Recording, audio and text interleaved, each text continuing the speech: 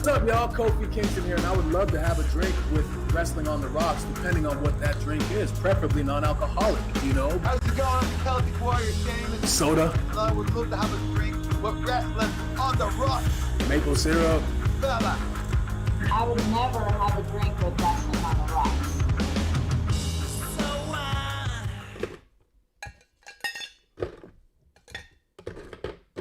I'm getting a drink. A lot's happened this week, and I need a drink. I've been pre-gaming today. All day. Pre-gaming? We had Guys, so much champagne today. Yeah. Welcome to Wrestling on the Rocks, where every show is our first show because we can't figure this out. But we are figuring out day by day, one more mistake every time.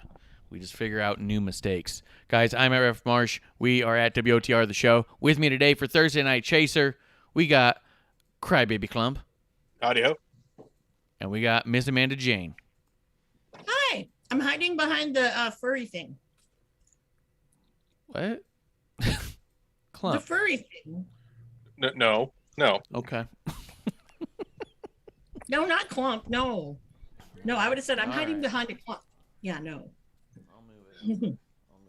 I'm like, We got Grim Look Reaper around. already.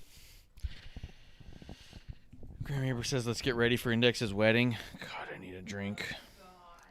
oh God, that's awful. No, don't Oh my don't God. put that in the universe right now, I please. don't know why he's doing this. He knows why I drink. Lee Moonlight coming through. Cheers, Lee Moonlight. Yo. Clump, you're our Right. resident journalist. Is there any news this week? Before Not crazy. I mean, obviously the biggest news that what it's I just would the say stuff from the shows, right? The shows Yeah. themselves are more news than anything else, right?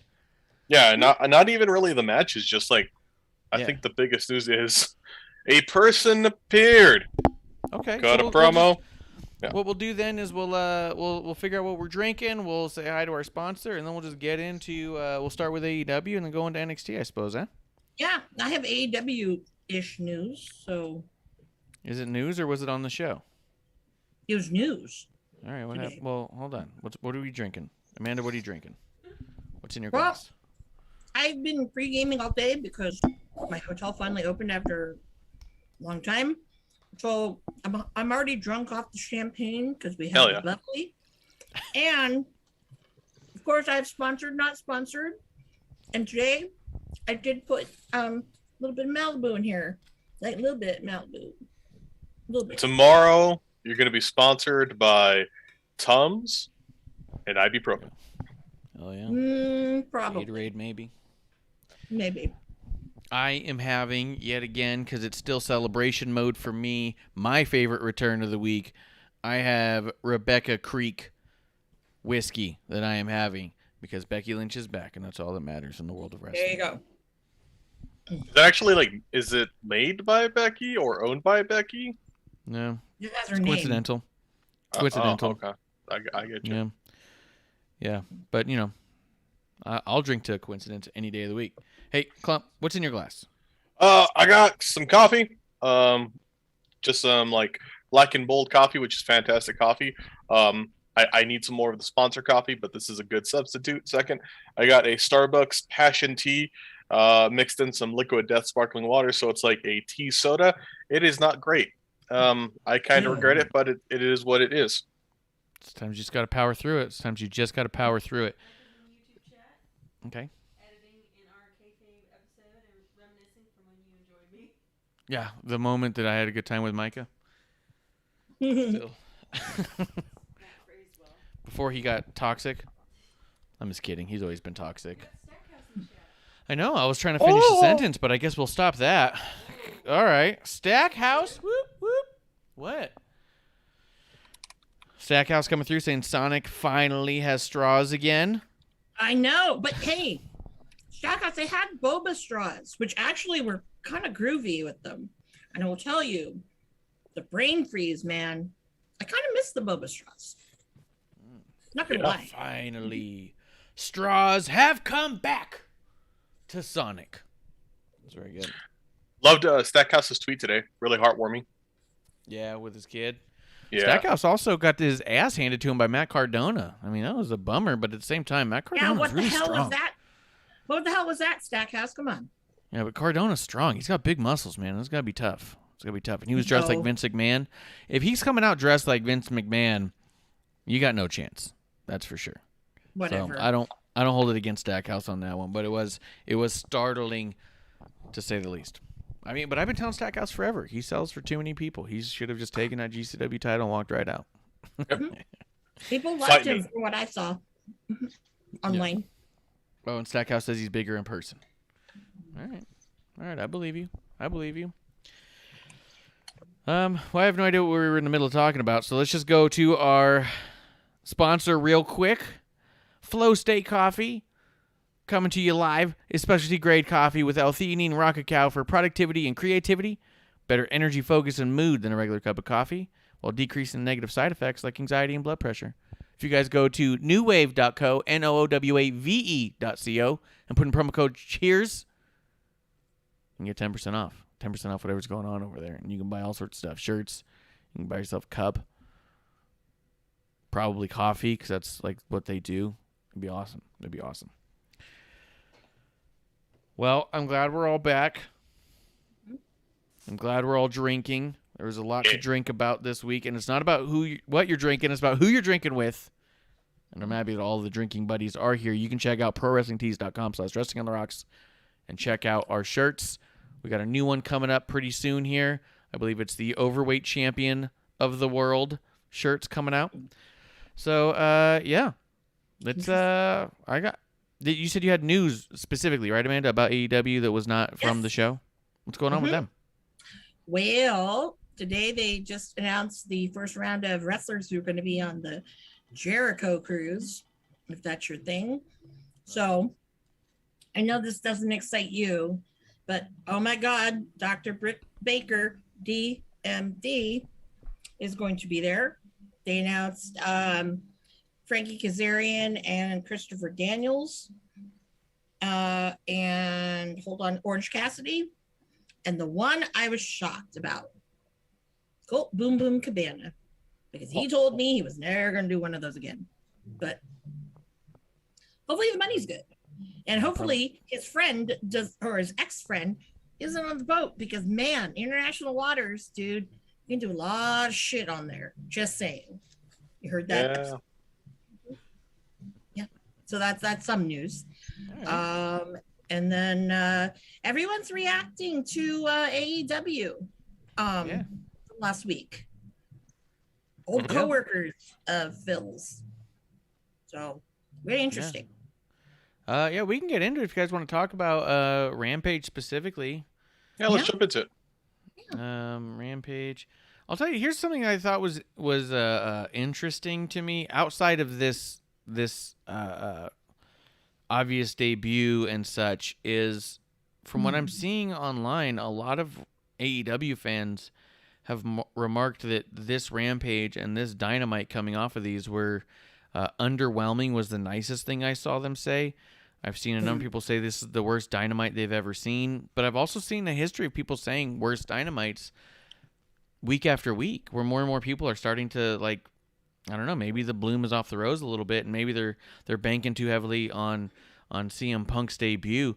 But that doesn't take away from the overall general excitement of it all. I just thought it was interesting that the shows on whole are getting negative reviews, but this excitement, I think it's going to carry them through for a while, so hopefully it does the trick.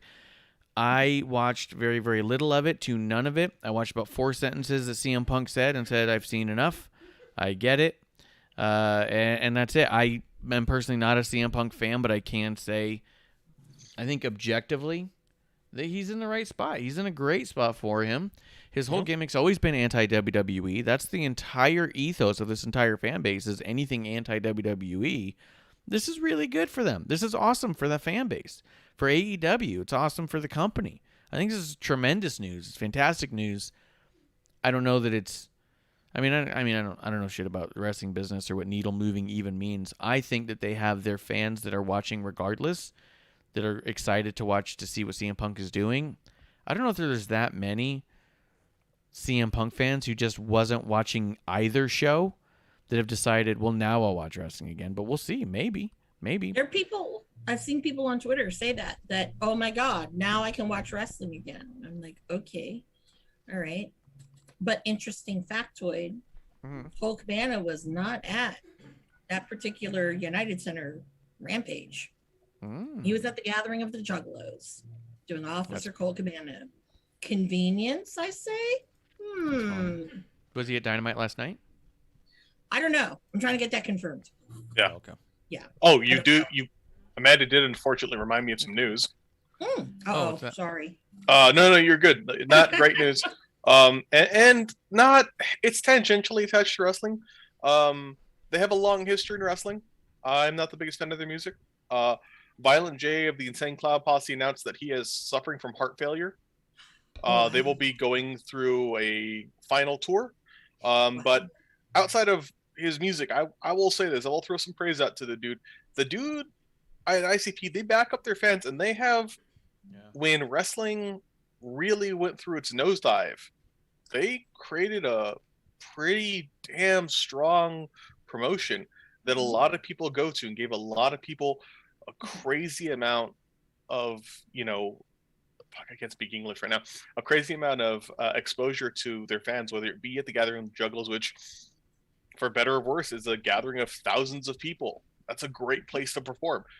Everything I've heard about them in terms of pay from performers in comedy, music, and wrestling has been fantastic. So, bit of tears in our whiskey and coffee or tea soda toward that, and hope that things go as best as they can for Violent J. And the dude, his history, he during the Monday Night Wars, Insane Clown Posse were present at pay-per-views for ECW, WWE, and WCW. And did some real shit. Shaggy 2-Dope took a fucking stupid powerbomb from Mike Awesome onto the top of a bus where he fell onto his fucking head off the bus. Nice. Yeah, it was like so no shit moment. Guys, those guys are crazy, but you are right. They are seemingly fantastic to their fans. So sad to hear about that. Cheers to you, Violent J. Because when I think of the JCW, their wrestling, I always think of like people like Crazy Mary Dobson. I'll just say was one, and a lot of the really interesting, like, old school people that they would get in some of those Bloody Manias. Pretty kind of badass sometimes. All right. No, they get really interesting talent to come out, because kind of like Japan tours would be a small set of shows. They'd get, legends and lots of people who were able to do this, and it was really, really neat. If you're a wrestling fan, which their fandom has a big cross section there, it's a big thing.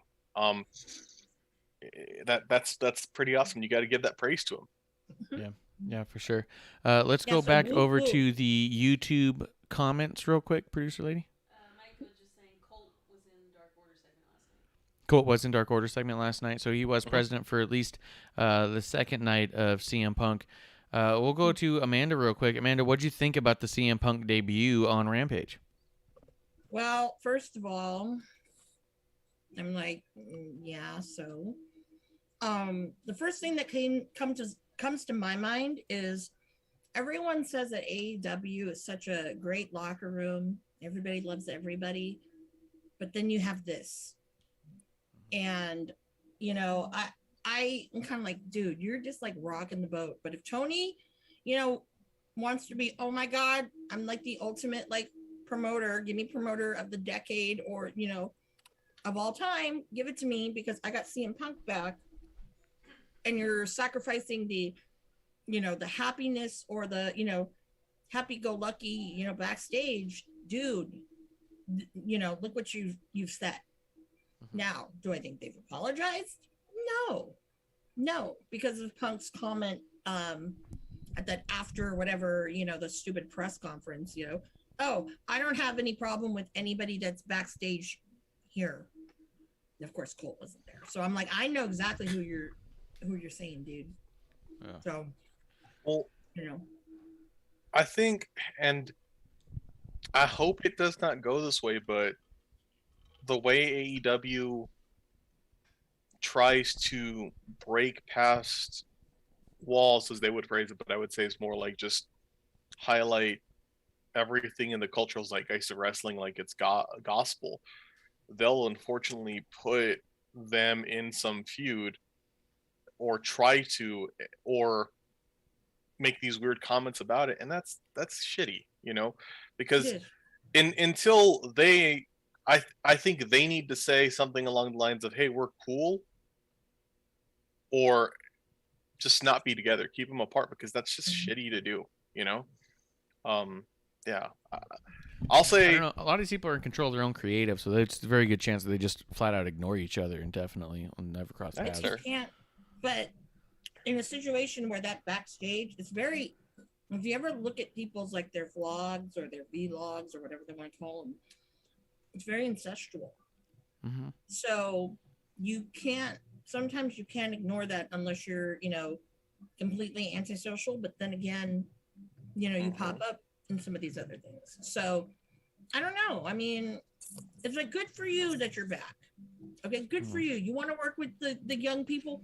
Good for you, But to be honest, it's like the only match like I really want to see is I want to see the two of you in a goddamn fucking death match. Okay. Nice. Like Stackhouse does say he bets they're both getting paid enough to just forget the heat between them. Yeah. Maybe they're both making enough money. No, Colt Cabana's a bitter dude sometimes. So, no. It's the principle of the fact.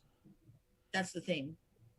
Because regardless of how much money you're getting or not, it's the fact that that was your best friend who had your back for a long time and did something very controversial that you allowed him to do, knowing that, potentially there could be a lot of trouble that happened with it. And it did. Yeah. And you did that. So, I don't think so. But that's just me. Yeah. My opinion. Klump, what'd you think about the return? You said you saw this whole segment, so you saw his promo, right? Yeah. What do you think about it? I'll say this. I will play a little bit of devil's advocate here, and I will say it was, if you were of that fan base, if you were a fan of are a fan of CM Punk and what he did, that's awesome. That is an incredible moment to see him finally come back.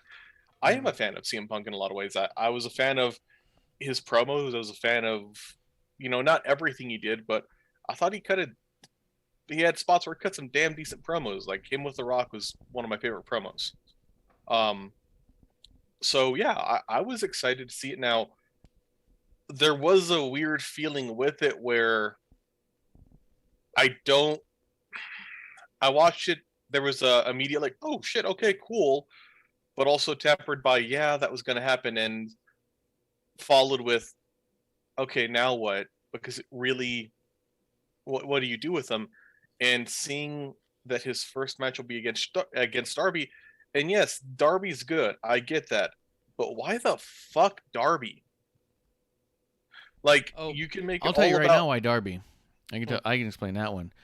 We witnessed him in UFC. What happens when he fights in his own weight class and he can't handle it, so he's got to fight down a weight class. Okay. Ignoring that shit, but like, to me,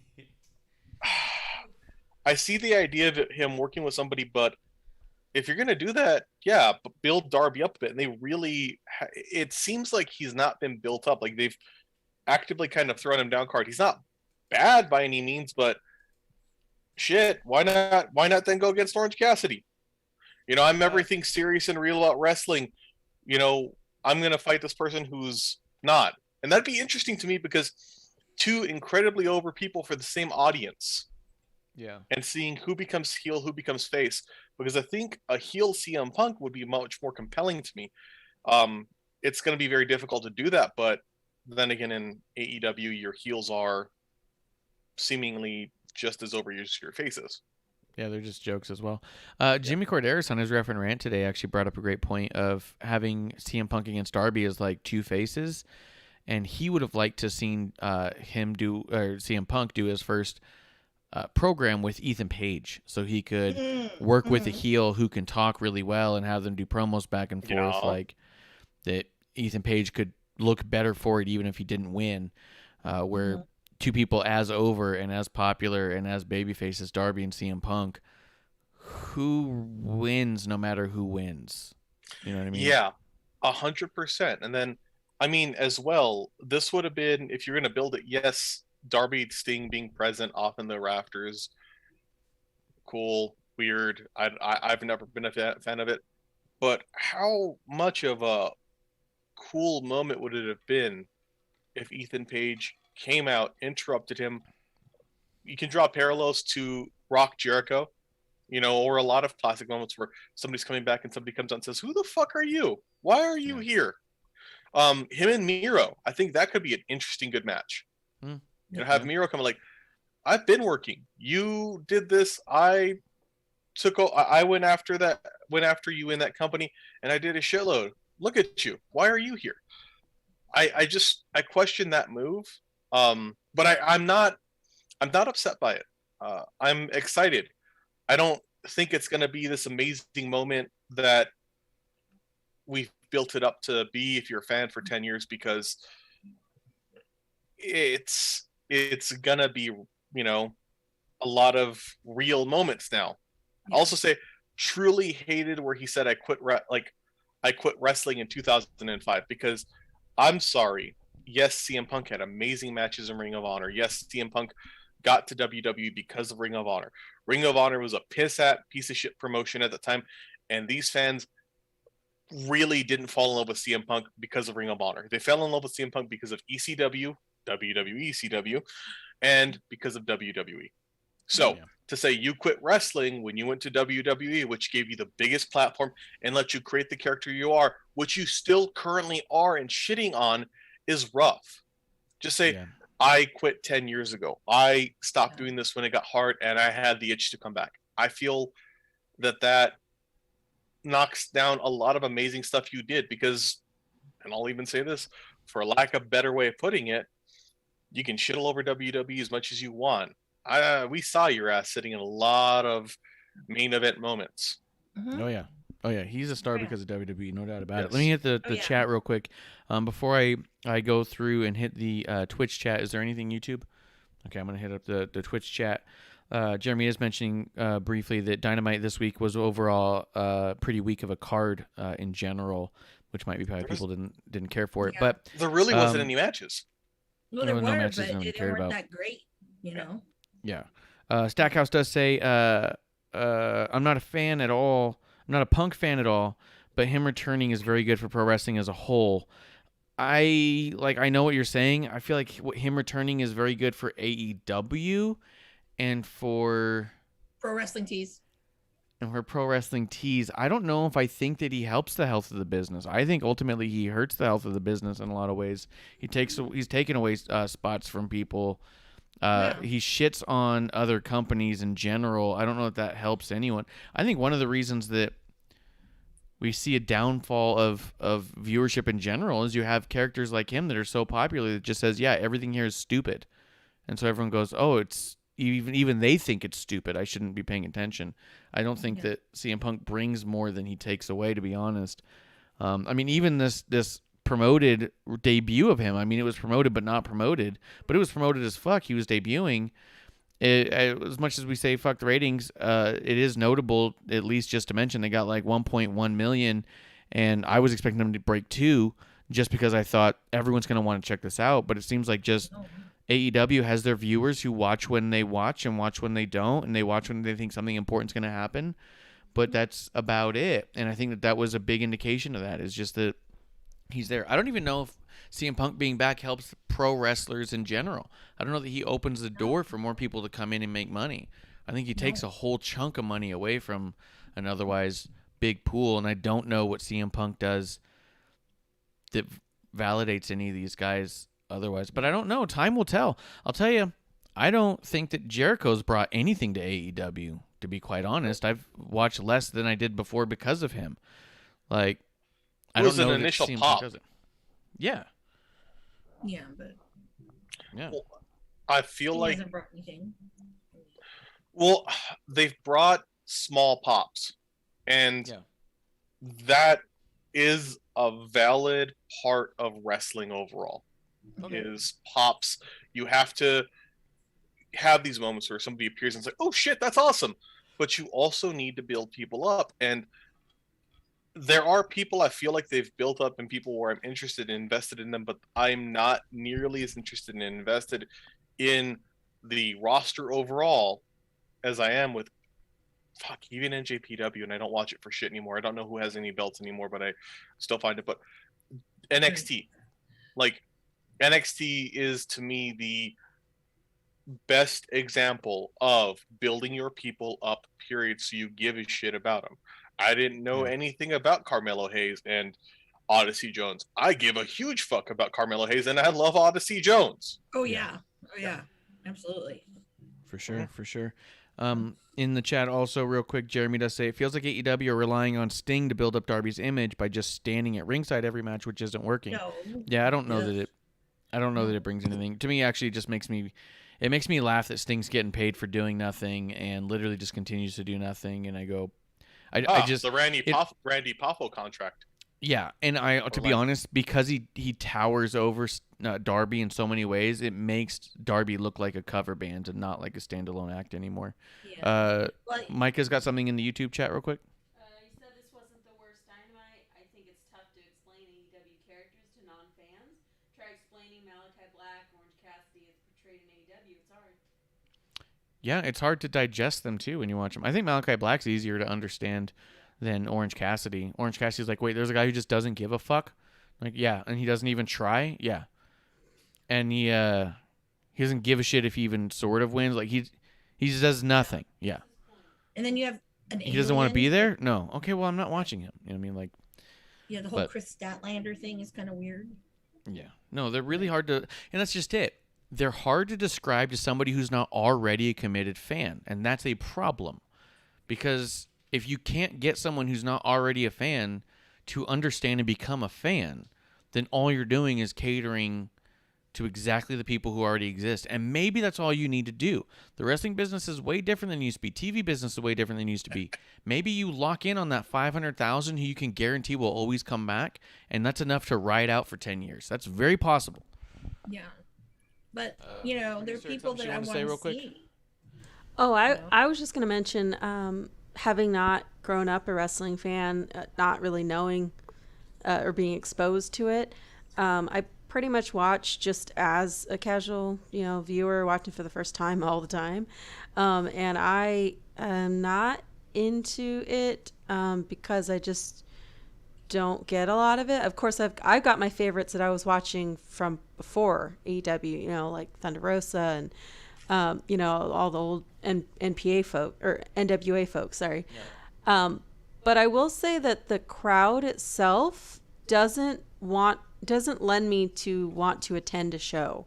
And I say that because recently we went to SummerSlam and we had a group of guys behind us who were clearly AEW fans, and they were just being super disruptive the whole time. We're just there to enjoy whatever we're watching.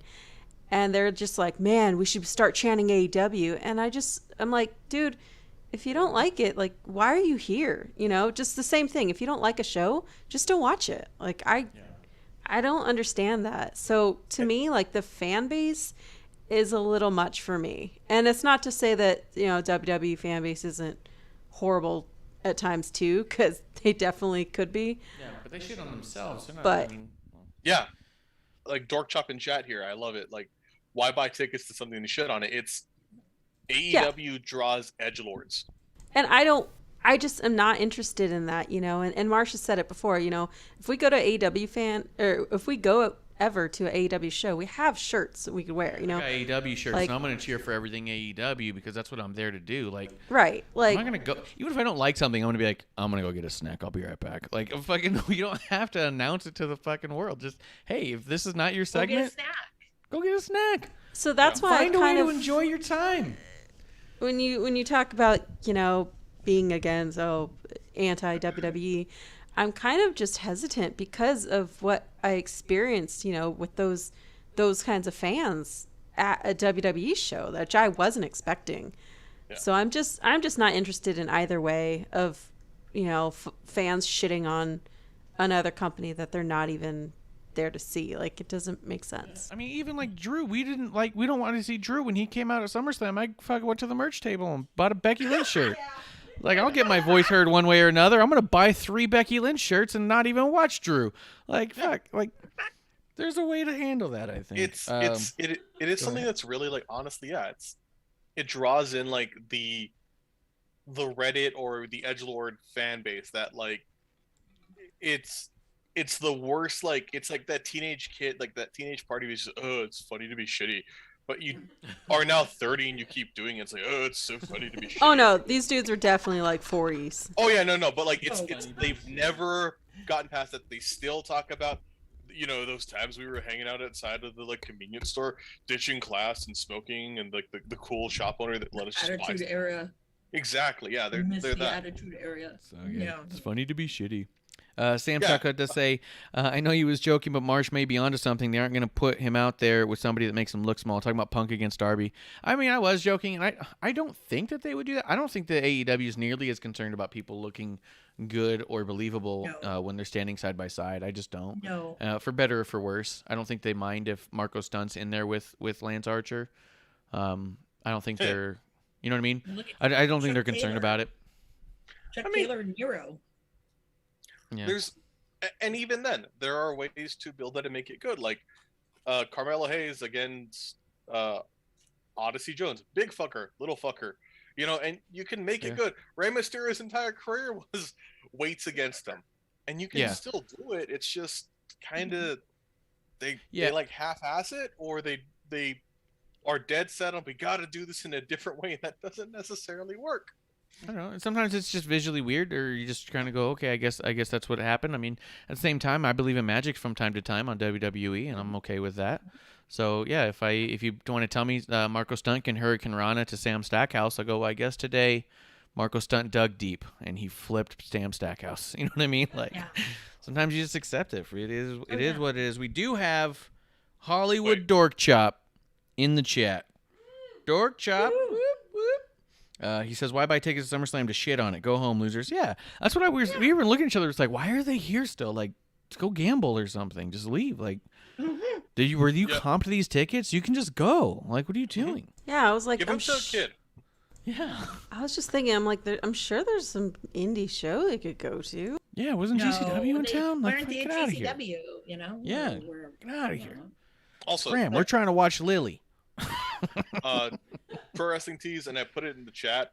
They fucking have a Run the Jewels CM Punk one, and I truly hope Run the Jewels sues Pro Wrestling Tees, because no, that's funny. He's not. I want to buy it because I love Run the Jewels that much, but no, not for him. No, that's funny. Jeremy Stevens says it's like being a Metallica fan buying concert tickets to go see Cardi B. Yeah, and then go boo.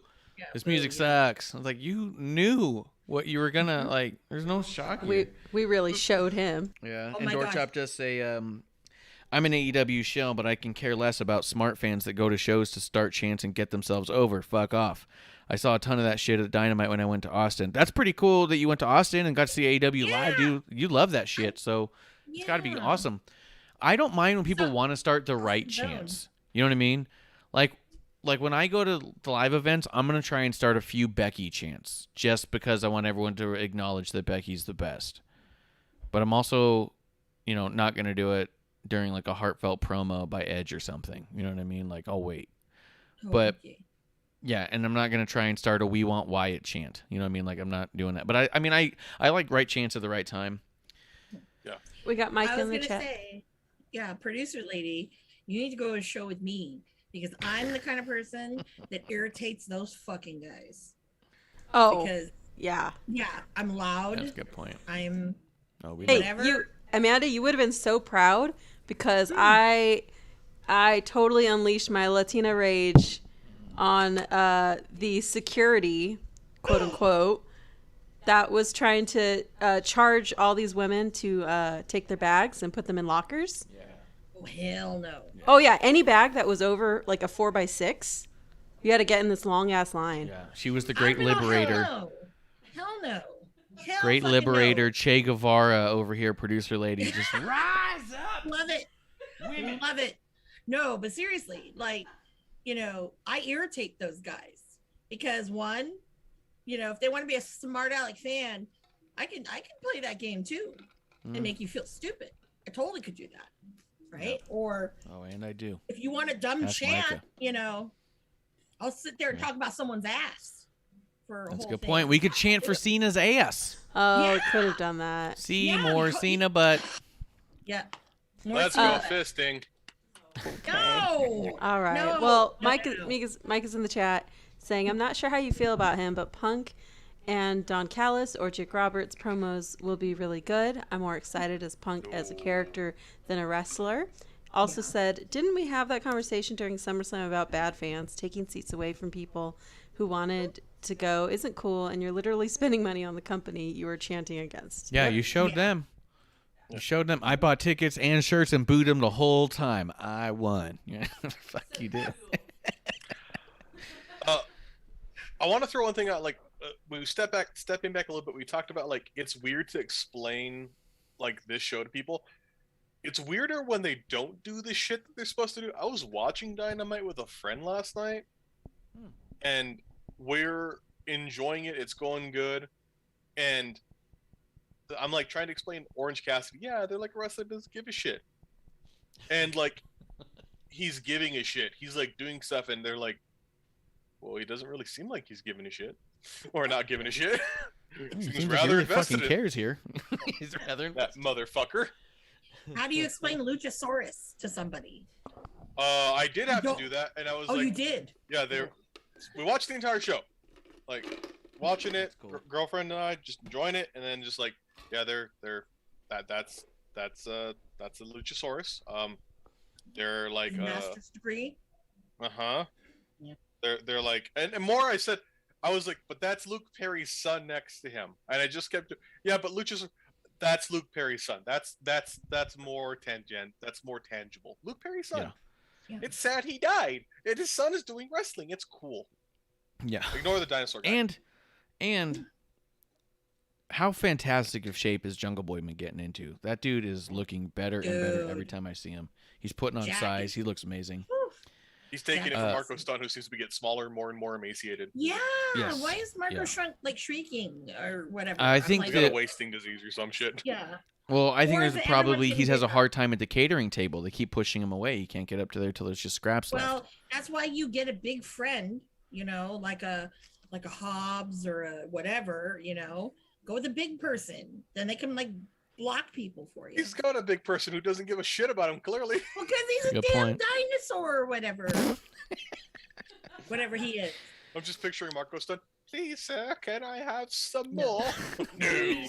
I think Torchop Marco's does doing say, I don't know why fans are so against being worked. I enjoy the product. And enjoying the product. I fucking love being worked. Yeah, I do think that there's a balance, though. I do think there's a certain point where, like, I mean, how much do you accept versus how much do you reject? But I think at the same time, if you reject everything in the show, this is just not your show. Like, just watch a different show, which is fine. That's why I don't watch much of AEW at all at this point. I watch mostly the Instagram videos, and even then I'll skip the ones to what I'm interested in. So I do think there's a balance. If you're not allowing it, if it's not working for you, I think it's okay to just, ignore it instead of trying to be vocal about it is the weird bit. Like, you can't demand they change a thing in that way. He also does say, Cena's butthole, which I think is Not seen perfect. that. I don't want to see that. Ah, come on. I imagine it's able to flex just as well as he is. Yeah. Does it It's have an probably ripped. armband I around did it? not say that. I'm just It's jacked.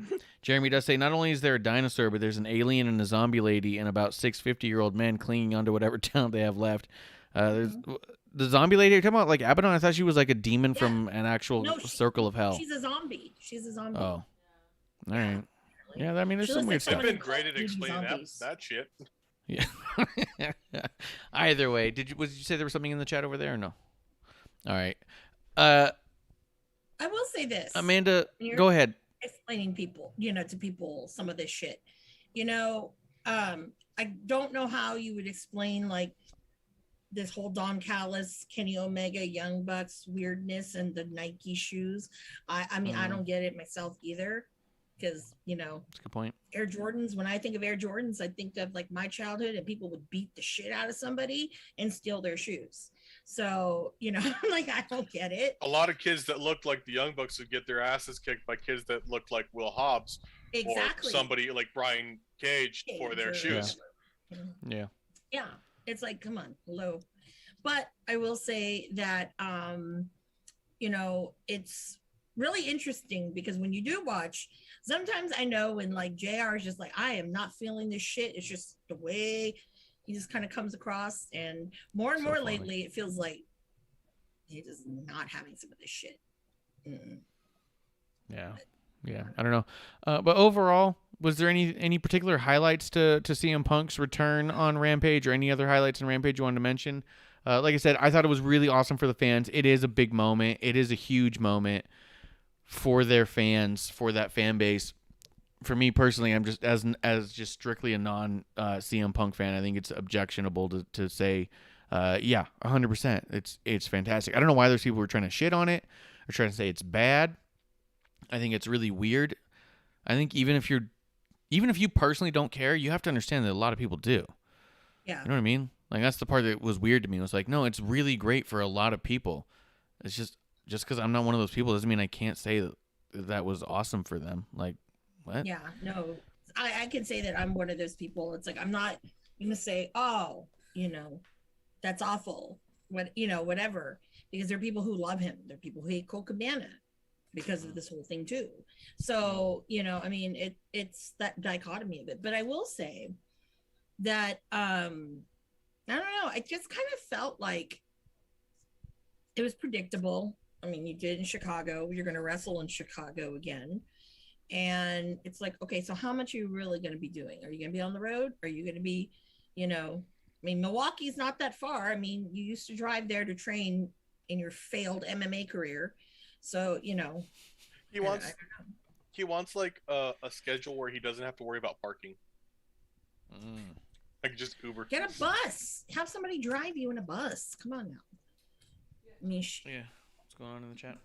In our YouTube chat, Mike is saying, I explained the elite as kids who became preppy after college, and Callis is an enabler to all the toxic behavior. They want to be the best at the cost of friends. They weren't rich, and now they are. Well, that's probably definitely true. That's probably true, Yeah. too. Dorkshop does say similar in here. He says, streetwear, hype beast culture is pretty big right now. I think it's a solid gimmick, to be honest. Rich asshole always plays. It's just very Gen Z. There's maybe, I'll be honest, I can't watch more than 3.5 seconds of anything Young Bucks or Kenny Omega before I turn it off, so I couldn't tell you what the gimmick is or how it plays. I just can't watch any of it. I just can't stand it. I can get the idea of like it if we're gonna play the rich that might be the best explanation I've had of it. Like, sure, I get it. I just feel like there are other people who would do this a lot better because they don't. They're disingenuous. They always come off not wimpy, just like they're so obviously playing the role. Yeah. And that's Kenny and it's overdone. Bucks. Yes. And I'm somebody said Don Callis is good on the mic. No, shut the fuck up. Don Callis is god awful in everything he does, and I want to I will strike that statement from my memory. Yeah, I agree with Klump on that one. I think that of all the promos there, I think the two worst promos in that whole elite group would be Don Callis and Nick Jackson are the two worst promos Nick in Jackson's general. better than Don Callis. Sometimes Kenny. I don't know, just maybe I irritates stopped the listening to fuck out them. of me. I just stopped listening. I don't know. Real quick, Dorkchop does say, did y'all see the behind-the-scenes video from the production room of CM Punk's debut? Hearing the director call out instructions to the camera operators and stuff was super cool. Goes to show how much more work goes on than just the people in the ring to bring us fun every week. I saw that the video was out there. I've also seen a ton of behind-the-scenes stuff with that in other wrestling companies even. I didn't feel like I had to see that moment, but I get what you're talking about because I've seen it before, and yeah, it's insanity. It is so crazy. I want to sit in there. I want to sit in one of those production crews for CFW actually with David Marquez, yeah. because I want to see him run the booth like that too, because I know that's what he does. Like, it is absolute insanity. And when you watch stuff like that too, it makes me really question the concept of what Kevin Dunn does. I know that everyone shits on the quick camera cuts. I don't mind them. It doesn't bother me. I don't give a shit. But people talk about it. But when you do like try to take notice of how many camera cuts are in a thing, and you see those types where they're all like ready camera 1, go camera 1, but you see that there's like cut. You're like, he doesn't have enough air in his lungs to say which camera to go to. Like, how fast are they talking during those clips? Like, that's the moment I want to see. Those 30 cuts in 15 seconds. How do they do it? 1, 2, 3, 7, 1, 2. It's like it's gonna start sounding like a fucking auction. Mm-hmm. Yeah, I was gonna say. Oh, Dorkdrop just said it. Kevin Dunn has to sound like a goddamn auctioneer back there. Yeah, 100%, dude. That's what I mean. Yeah. Like, that's what I want to see. But yeah, what they're doing back there is insane. And then I'll go right back to you. Go ahead, Klump. Go ahead. Maybe Kevin Dunn, we'll find out, like, if we did see him, he's not a person. He's just, like, a computer program. Literally a robot. Dunn. Yeah. Yeah. Mm-hmm. It's one of those, like, that Olympic robot that we saw doing those little, like, the weird runs and off of those. You know what did you see that little clip? The Olympic running robot? That's what Kevin Dunn is. Jeremy does say, anything involving the Elite is unbearable to me. Yeah, for me, it's been unbearable for a while. If I am watching anything AEW, it's anything that's not the Elite. Grim Reaper says... since someone left, but... Yeah. Grim Reaper says, when Kenny said, you think you know me to Christian, I popped a little. I heard a few people mention that he said that. Mm-hmm. I wonder what Christian thought about the Brood entrance with Edge. But, Amanda, anything you want to say about any of those things that came up?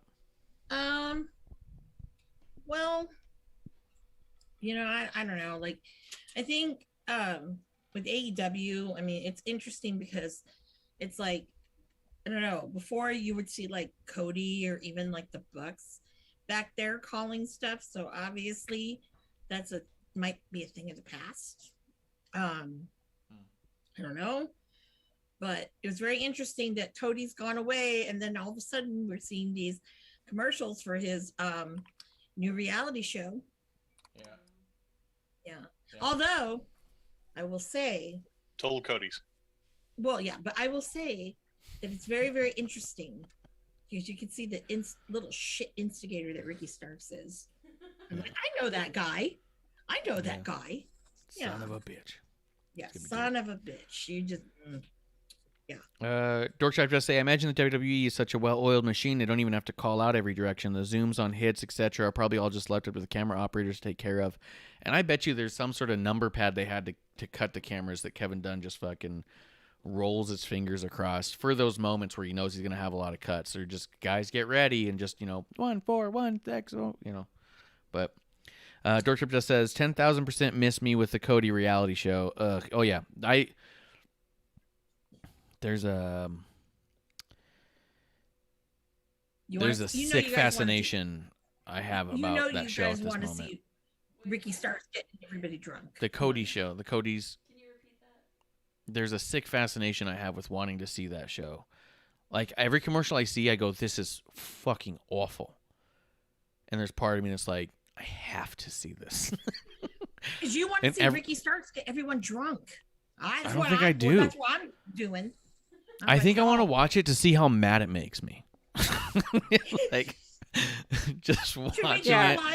Should we do a watch along? No, you don't. You guys don't understand. This is why Marsh had to stop watching AEW because he was getting so mad at the refs, and I just kept saying, "Why do you watch it if you hate it?" And so finally, luckily he stopped. I was yelling. I like that meme with the kid with the veins poking out of his head, his face turned red. That was happening to me at the refs, and there was times I would just sit there with my head down and being like, "This makes me embarrassed to tell people I watch wrestling. Like, I hope my friends don't see this." Like, it was bad stuff, man. But there was other news I forgot. Speaking of refs, apparently Bryce Remsburg signed for a couple of years. That's word on the street. Well. I mean, I guess they need an answer. The injury. I mean, his injury. We don't know about the injury. It happened on the show. I don't know if they're gonna. I think they're trying to work an angle on whether or not it's their last match ever and stuff. Let's see. Grim Reaper says, I might have missed it, but did anyone bring up the Gangrel story about the Brood entrance? And Jeremy then says, "Did you guys hear about the Gangrel story about the Brood entrance?" So I did read about it. Jeremy kind of gives a breakdown of it, so let's talk about it real quick. I love my drinking buddies.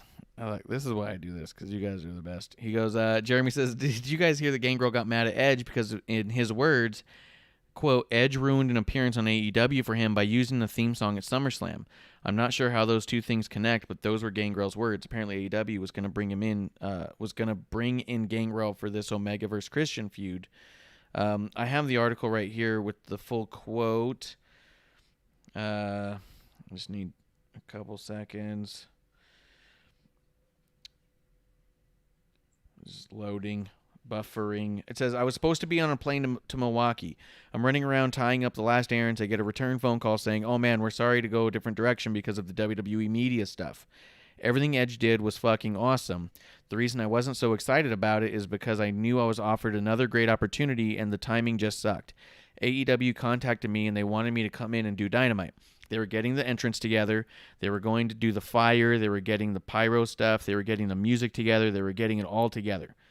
But then Gangrel said that they shut it down. He goes, "He told me he'd been working on it for like 2.5 months. He said, you don't know how hard it was to get the bloodbath thing in there because of the PG situation. He wanted the red and the blood and it really came down to like, if it's not black, it's not happening. They weren't going to do it, so he went with the black, but I believe he fought for, like he said, 2.5, almost 3 months.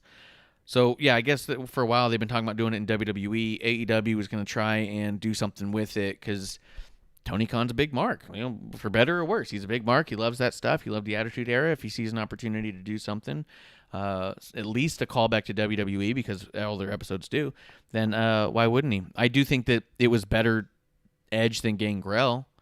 I mean, to be honest, if you've seen Gangrel lately, I don't think Gangrel's sweaty self coming up with fire around him is as exciting as Edge digging into that depth of himself.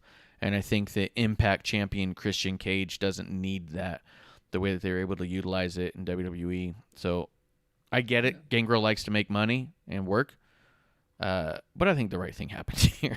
I really do. What do you think about all that, Klump? Yeah, I mean, I will say, my hot take here is, why are you mad if your career is so defined by one song and you're pissed that one song got played and you suddenly can't appear? Either it's bullshit or like, Gangrel, I'm sorry, the ship has sailed. You need to acknowledge this is all you do. Hey, you get some more playtime over the weekend. More people are going to look up your stuff. Yeah. Amanda, what do you think? I don't know. I mean, it just seems like, with Tony Khan, if he wanted something, it wouldn't take him like 3 months to do whatever. I mean, I think that he would put a little bit more sense of urgency with it. So I don't know. That's what I think happened. I think that's what they said. I think that WWE was working on it for the last couple months and worked themselves into it, where I think Tony Khan was trying to make it happen last second. Well, so or whatever. For whatever reason, maybe it's because he heard WWE was going to do it. Maybe this is the war they're talking about. That's his big thing. I'm like, stop it, dude. Yeah. Seriously. Yep. Dorkchop just say Mike Chioda did an interview about how the AEW refs being shit. You'd love it. I would love it. I love Mike Chioda. I think there's a very clear reason on why Chioda didn't stay and why Earl Hebner left. Mm-hmm. I think I think actions speak louder to words in that one. Let's see. Also, Dorkchop says, sorry, Gangrel, but the Edge entrance was sick. Yeah, I'm telling you. Yeah, it was sick. It was pretty sick. So dope. Although I did think for a moment, I was like, man, if Christian hadn't signed with AEW, even if he was still just freelancing, like, can you imagine if he came back just for this moment and came up behind Edge? Like, that would have been sick. Even if he didn't do anything else. If he fucking hugged him and said, go knock him dead and walked in the back, like, that'd have been amazing. I wish they could have done that just for the moment. Even if he is signed with AEW, let him just show up this one time with his friend. Do this one crazy cool thing. That'd been funny. Him showing up with the Impact Championship. Anytime. That'd be funny. Everyone knows the Impact Championship doesn't mean anything. Mm-hmm. Tell that to Moose. Yeah. Yeah. Yeah, I don't know. Did we miss anything about the CM Punk stuff? Was there anything about? Did you like the promo at all, Amanda? Or were your emotions getting the better of you regardless? All I know is, this is my comment, same fucking shit, different promotion. I'm gonna be honest. I'm shocked that CM Punk paid for the ice cream bars himself. Like, I know it's supposed to be a big statement. I don't It's supposed think to be he this big did. symbolic statement. He did. He said he did. Well, you could say Yeah. you did it, but I don't think so. Like, I can say, oh yeah, I bought, Allegiant Stadium. I paid for like everybody's free nachos or whatever. No. Yeah, but I don't think that it helps CM Punk to say he bought it. Because I think the whole idea is that when you give out the ice cream bars, it's symbolic. Yeah, Because but it's symbolic to saying that this company's going to utilize and capitalize on me the way that other companies didn't. Yeah, he's being a dick. I mean, But that's if all it he's was. paying for it, then it doesn't make that same statement. It says, I'm going to do what I want. You know what I mean? Where I think the idea was to push the idea that the company was doing good, not that he was doing good necessarily. Well, so I thought it was a little weird. Yeah, well, you know what? It was no creativity to it because it was like a quasi fancy Eskimo pie. That's all it was. I kind of heard it was like a Dove bar. Klump, anything else you want to say about what's going on? I find it funny that, like, isn't that in itself a reference to, like, how one of his demands at a point in WWE in a promo was that they bring back the, like, wrestling ice cream bars? Yeah. So, like, okay, cool. And they did. You know, just They I mean, did. they did. They just didn't put them on it. That's They- my favorite part. Is they brought back. Yeah. But, But yeah, I mean, I don't even mind the way that he was talking shit, even. But it was just one of those things where Same old, same old. it just more the same old petty stuff. I'm gonna do the pipe bomb again. Okay, run through the hits, I guess. I'm gonna sit on the ground. Grim Reaper says Christian wearing the white V-neck shirt with the proof with the poof in the middle. Yeah, 100% that. Dorkship does say, I miss CM Punk's whole run, so I'm not one of those who are chomping at the bit for him to return, but the level of the pop he got and how long it went on for made me realize how popular he really was. I'm excited to see what he does with the company. Yeah, That's I mean, I do hometown. think that as much as I agree with what Dorkchop is saying, I do think there is a misleading factor of it being 15,000 people in a relatively small building. The acoustics are very, very good. It's like Madison Square Garden. It always sounds louder in the Garden because of the way the building's made. Mm-hmm. You can fit a small number of people and get huge noise on it. So I will say that that is sort of misleading, but at the same time, it was still fucking phenomenal to see and hear and go, oh wow, because 100%, he is absolutely that popular in Chicago. Everyone looks to him like he is the god. The hometown guy. Yeah, Had he 100%. Had he debuted at Daly's place, not gonna get the same reaction. That would be fun. So Debut him in Tennessee. Everyone's like, oh, Nashville. yeah. But yeah, it was awesome. It was an awesome moment, and everything was right for it, so it worked. And then sometimes it's what you need to do: capitalize on the right moment, the right time, the right place with the right people. 100%. And I think that I agree with that. Excuse me. He probably has been talking to Tony and was gonna like, I'm doing it, but he had to wait until the whole like this pandemic thing, because he's not gonna come out to like nobody in the thing and just have like your B players along the ring like yay so Yeah, and also wrestling fans, we do take our cues from what we see other fans do. 100%.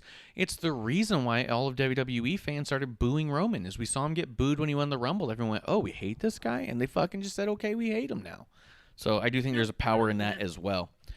And yeah, Dorkchop's right. Made him look like a huge star, which is the goal. 100%. And it was awesome. It was absolutely awesome.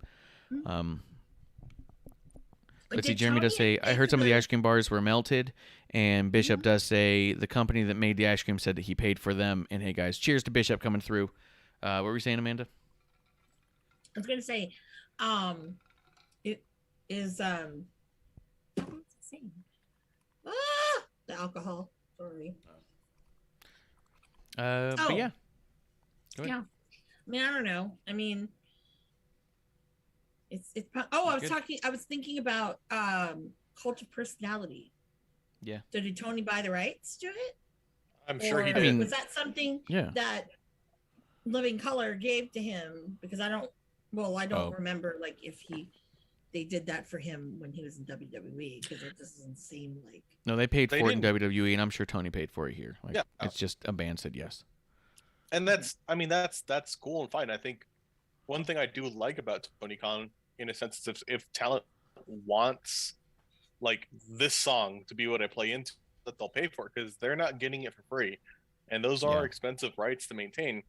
I will say the negative to that, to me, has always been that we're not building a song that's defined by the person, and we're investing the time, because there's something really kind of special and unique about a wrestler coming into a interesting song. Like Samoa Joe in an interview said that he wanted a song that sounded like Pharaoh Monch's Simon Says, which starts with it has that old Godzilla on the beginning of it. Cephos made something that sounds so fucking good, so menacing, and works so much better. I don't think Simon Says could do shit for Samoa Joe. Yeah. No, I agree. I honestly don't like when wrestlers come out to radio music. Like, actually, to me, it feels very indie. It feels like the VFW, because that's what like indie wrestlers do in their own little. They bring a little CD with their YouTube clip on it and like, play this song because I don't have my own music. Like, to me, I think it actually comes off more bush league than it does anything else. Although it's expensive as fuck, so it's a weird way to say that, because I get they're spending the money to do it. Like, that's a lot of money. But to me, it doesn't feel special. It feels like an indie show where you're like, oh, they couldn't afford their own music, they had to buy somebody else's. Like, that's what it feels like, and I know that it's wrong. I know it's more expensive to use that music than to make your own. I know it's 100% wrong, but that's my initial gut when I get it. Dorkchop does say, hot take, Cult of Personality sucks. 100%. I don't like that song either, even. And like you said, I get why. He was identified by in WWE, so it's almost like, at least go back to what he had before at WWE. You know what I mean? Like, it's also, if you're gonna pick one, have Lars from Rancid make you something. Come on. I actually really like Cult of Personality. I don't think it fits his character at the time when he was like he's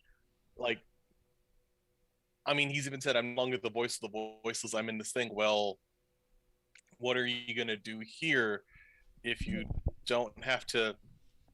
Cult of Personality is a song about creating, like, it talks a lot about dictatorships and the ways that we create fandoms and around ideals of people. The idea of Maoism, JFK's, the love of JFK and the American culture are two examples in the song. But like, this would be like if JFK's coming into this amazingly wonderful situation where everything's awesome and loves him, and he's so supported there. It doesn't really have a cool effect like it does when CM's coming in and he has this kind of overarching weight that his character's portraying above him. It's just kind of like, that's a great point. It's like by definition, CM Punk's different.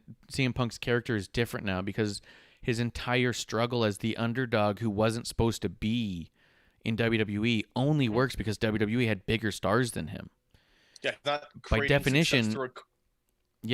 Fighting through success and breaking through those barriers only exists when those other higher successes and barriers exist. In AEW, he's top of the mountain immediately. He's a bigger star than everyone else on that show, bar none. Not even close. He is the John Cena of AEW now. He is what he always said he didn't want to be. But he has no ass. Sorry. He doesn't have an ass. He's assless. But the ass of the assless. Which could be something incredible that they lean into, and I hope that they do at some point. The same way that he was trying to lean in on John Cena when he was like, you became what you hated. You became the Yankees and all that bullshit. Someone should cut that same promo on Punk at some point. You hated John Cena because of how head and shoulders above the rest everyone was, and here you are. Indies, AEW's John Cena. You know what I mean? Like, fucking cut it on him. The one person it would be great that I would love to see do that would be Cabana. It's not going to happen, and I'm really I don't want to see it because it's so dumb unless, like, I don't want them to be attached to each other unless they actually announce that they're cool, and then down the road it happens. Because otherwise, it's low hanging fruit in the shittiest way.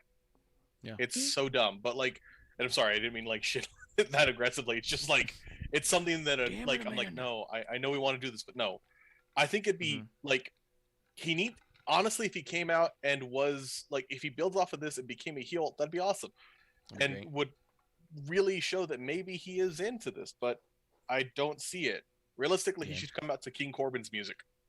Oh, that'd be so good. So good. I'm gonna leave it to you guys for 2 minutes. I'm gonna go grab taquitos. Go get your taquitos. Grim Reaper does say in the chat, WWE did pay for the rights because it's not dubbed over on the network. Unlike Limp Bizkit's Rollin' or Kid Rock's American Badass for The Undertaker. Yeah, those got dubbed over by other music. Or even, what I love is when you go back and watch like old WCWs on the network and Chris Jericho comes out to break the walls down. It's hysterical. Bishop does say, does CM Punk have a chance to fail after the excitement dies down, or is he bulletproof? His audience doesn't care what he does. He's bulletproof to the audience. That audience is not gonna. They're gonna give him a lot of leeway. I mean, they give the same leeway to Hangman Page's terrible booking. Hangman Page has been booked awfully and start and stop. Jungle Boy, same thing. Start and stop. Starts to get a win and then gone. And everyone still goes, this is the hottest, greatest thing, which is fine. I'm just saying that audience is so forgiving. I don't see that there's anything that CM Punk could do where they say, that's it, he's ruined. There's literally nothing that company has done that to their own audience feels like has ruined any given character. Dorkshot does say, watching One Night Stand 05 and not having Sandman come out to enter Sandman is a goddamn crime. Yeah, it's weird. It's fucking weird. Go ahead, Amanda. I'm gonna say going back to the music thing.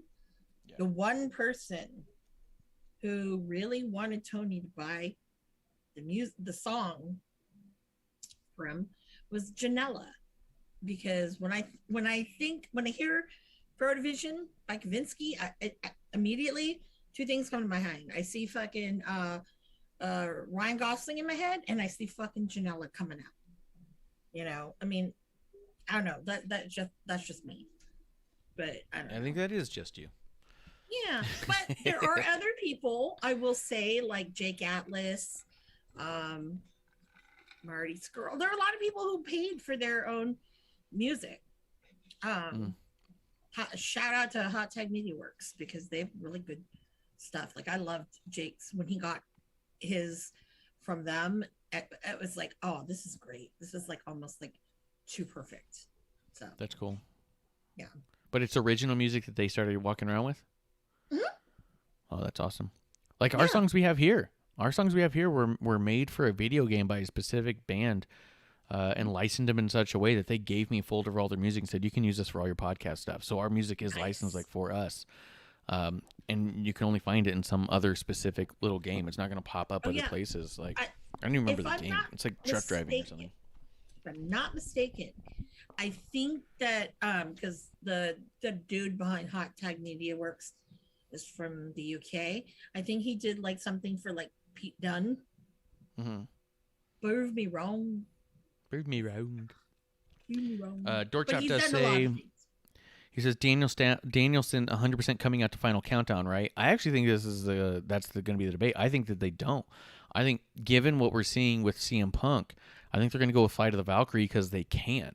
I think the AEW is trying to take as much as they can from WWE to add a familiarity to the audience.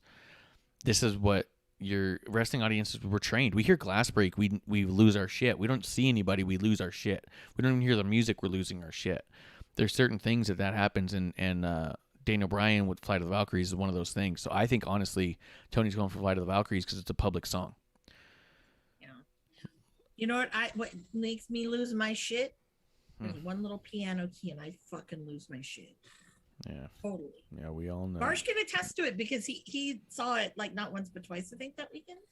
Yeah, it was pretty good stuff. Yeah. I was like, yeah.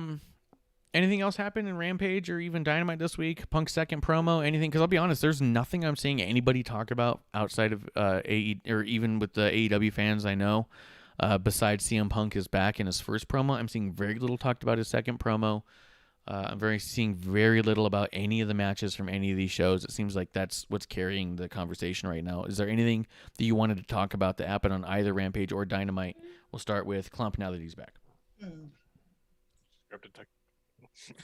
Put it down. Otherwise, I mean, I think like Rampage to me was utterly defined by that promo. The rest of the show was what it was. There was really nothing to me that stuck out. It's kind of hard to remember what was otherwise.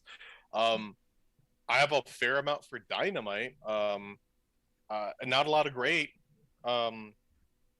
Like the Orange Cassidy match, like I said, it wasn't a bad match, but it was like he's not doing what he does, which okay.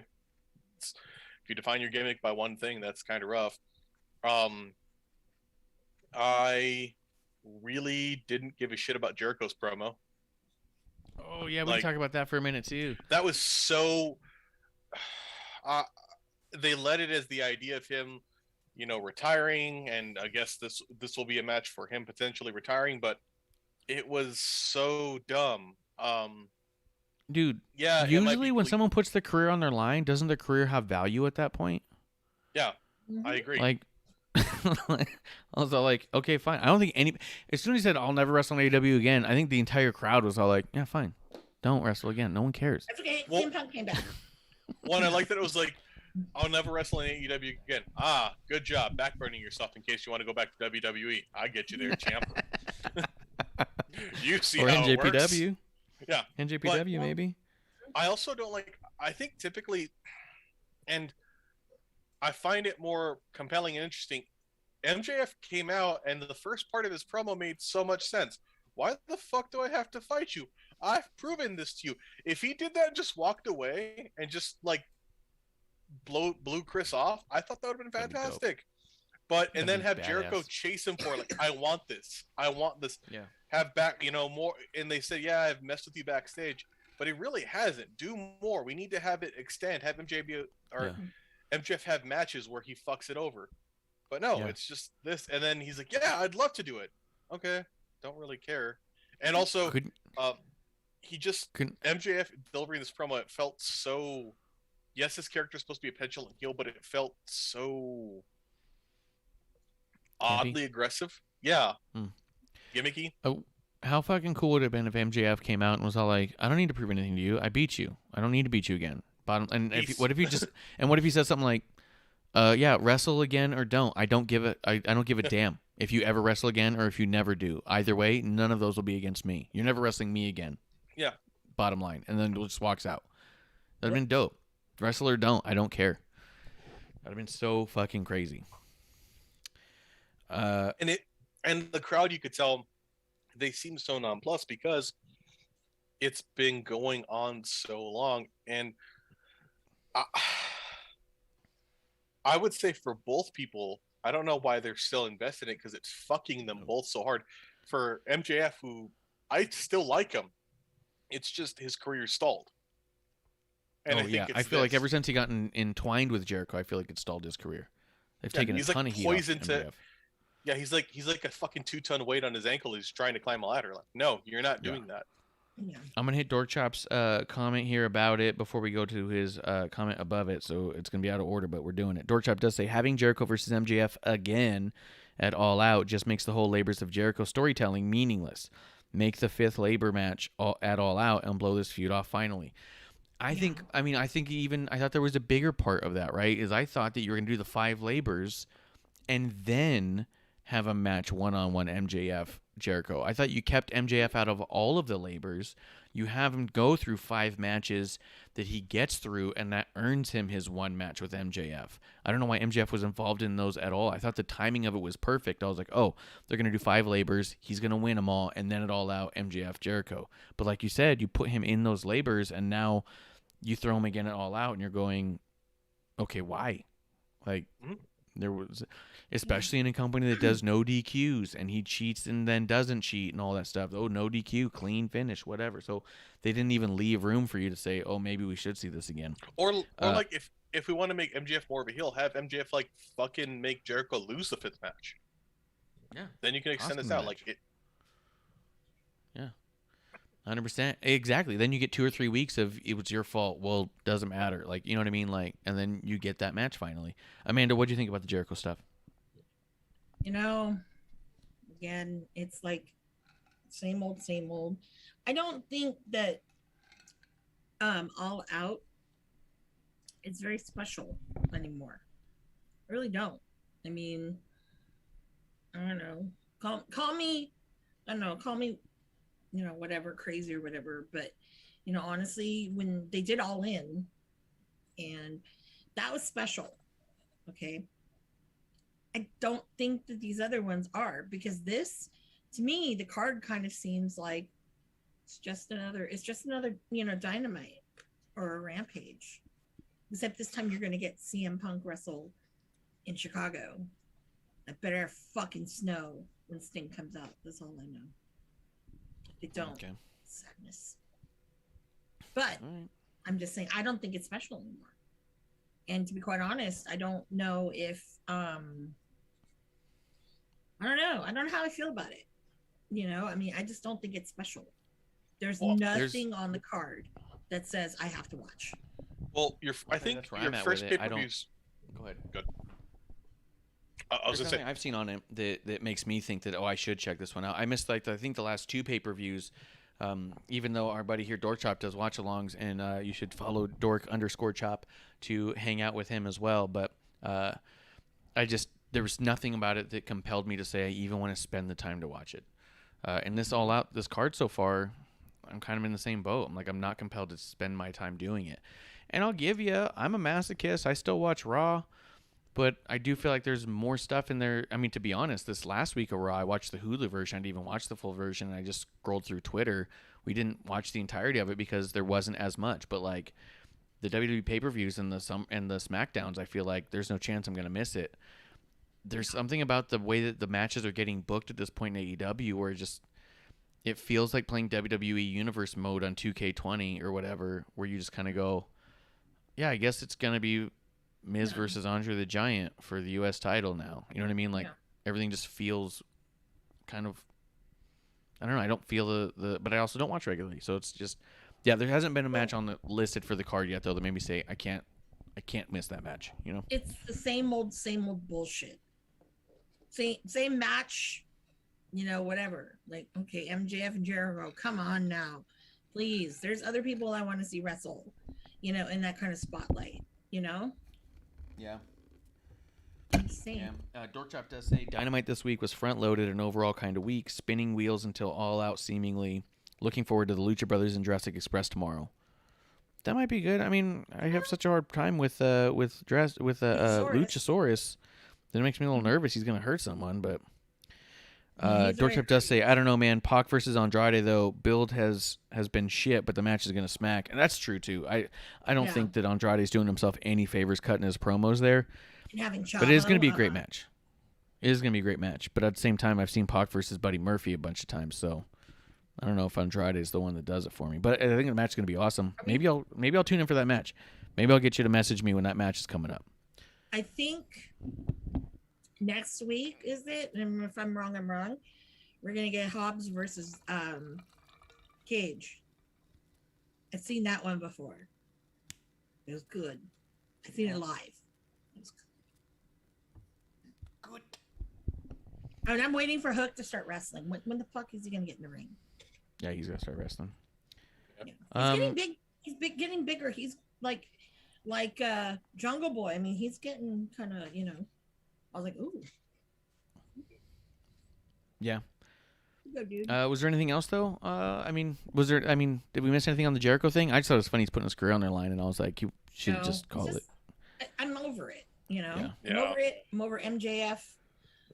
I'm over that. Can we please see other people? That's how I feel about Darby too. I'm like, can we please see other people? Best friends, Orange Cassidy. Can we please see other people? Yes. So it's been like a treat to see Varsity Blondes. It's been a treat to see, you know, I don't know, other people. Varsity Blonde, put MJF in a different feud somewhere. Yeah. I'd be happy to see him. Have him in a feud with Sammy Guevara. You know, That's got some like age to it. Yeah. You know, it's got the stanks come off a bit. Do something different, or pull him away and have him go for a belt. Go against Miro. Mhm. But here we are. Mhm. Yeah. I think. I mean, I was expecting, and then disappointed. Like I was expecting, and like not in a good way, them to have MJF Jericho. That was going to be the feud. Yeah. Or no, sorry, CM Punk and Jericho. That was going to be the feud coming in. It's like, okay, I get you. That's cool. And then I'm disappointed. Like, yeah, that would be way better than this shit. Jesus. Yeah. And then you could have MJF versus Darby, and that could be an interesting feud because Darby can't really talk. He does multimedia projects like a theater kid. Those are interesting against MJF's old school heel stuff. That could be cool. Face versus heel instead of face versus face, heel versus heel. Yeah. Now I did like Darby and Ethan Page. That I did like. I enjoyed that. Yeah. I don't know, and then I also at this point MJF's been tied in with Inner Circle and Jericho for so long that I don't even know where he goes next at all. You know what I mean? Who knows? So I guess we'll see. We'll see how it goes. Bishop does say if Hangman beat Jericho for the first title, and after MJF beat Cody, challenged Hangman, I might still be watching AEW today. That's true. I do think that the not putting the title on.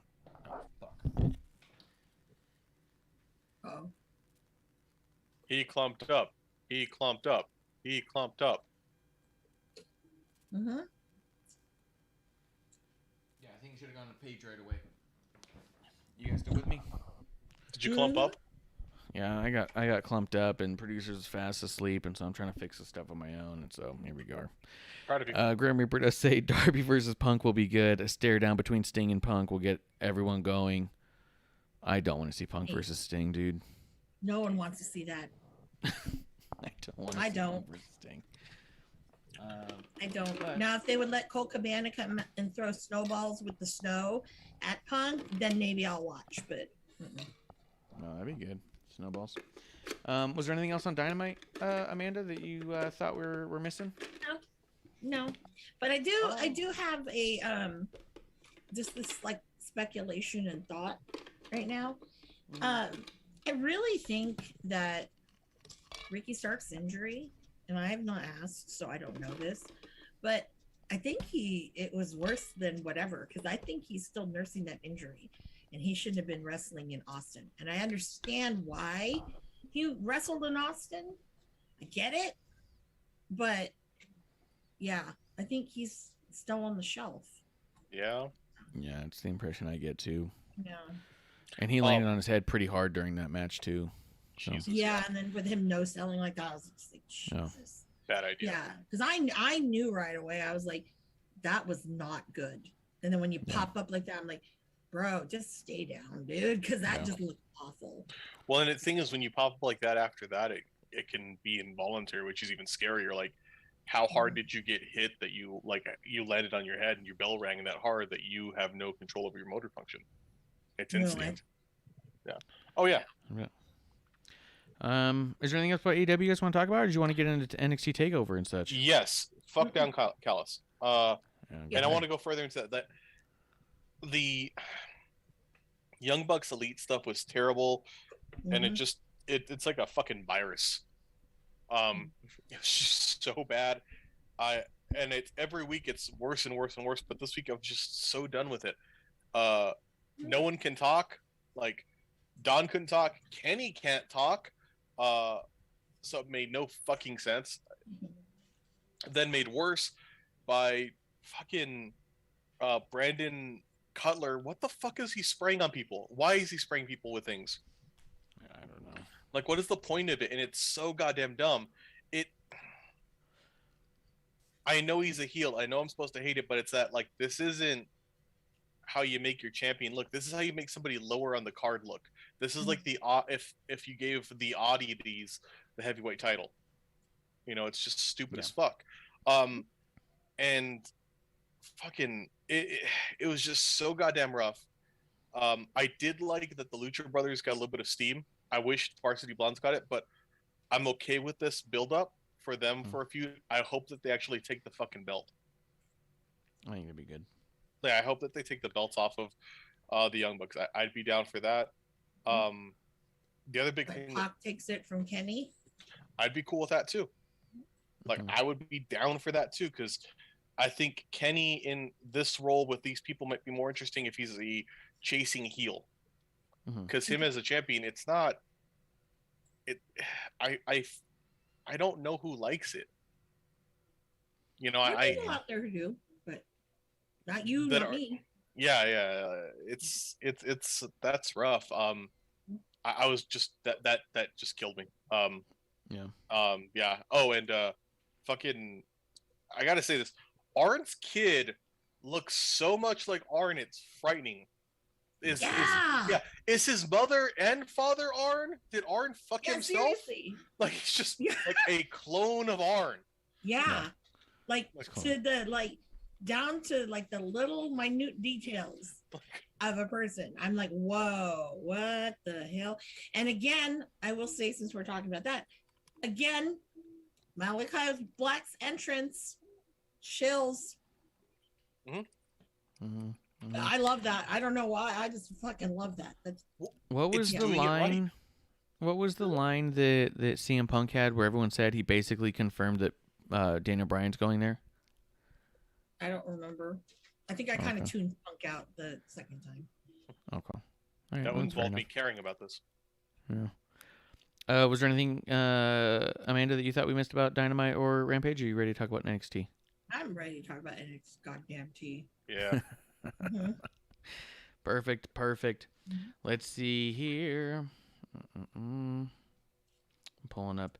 So we got Takeover. Klump, you saw most Takeover, right? A fair amount, yeah. I was happy with it overall. Let's see here, pulling up my notes. Yeah. I mean, overall, yes. I'll give you that. I was better than the competition. Yeah. I felt like, where is it? Yeah, where's my goddamn results? Here we go. Let's see. Bishop does say he did Arn fuck himself. Oh, the Crown did. The Crown did the yes chant. CM Punk said that's someone else. But how does that confirm him? Just saying that's someone else. People are so stupid. Yeah. AEW does not have the smartest of fans. Yeah, because if he had said something along the lines of like, that's someone else, but just you wait, it's coming. Then you're like, oh shit, yeah, it's coming. Like, or if he said something like, hold off on that till it's the right guy. Yeah. Then it'd be something. But just to say that's someone else. Or something about the final. Oh, he said, but you have to be more patient. Okay, well, if he said to be more patient, then yeah, that could be that. All right, well, that's neat. Let's see. NXT Takeover 36. NXT. Oh, man. I missed the pre-show. I just realized. Rich Holland versus Trey Baxter. I bet you that was awesome. I saw Rich Holland against Austin Theory at SmackDown. It was awesome. I always forget how fucking big Rich Holland is. He's huge, dude. It's crazy huge. Huge. What were you going to say, Amanda? Is there a reason why NXT was not at SummerSlam? It's NXT. I thought they always did like a takeover at like the major ones. I mean, no, because that was the whole idea of the takeover, right? Takeover was taking over the stadium that was already booked, right? So it is a little weird, and I think it also helps fit that narrative that's going around that NXT is about to see a huge shift and a big change.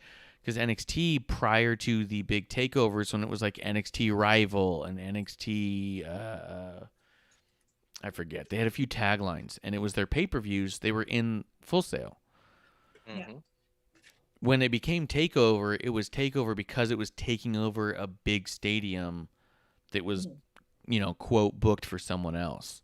Mm-hmm. So the fact that this Takeover was in the CWC, really, it does lean into the narrative that they're seeing a big shift and going back to the way things used to be. So I don't know.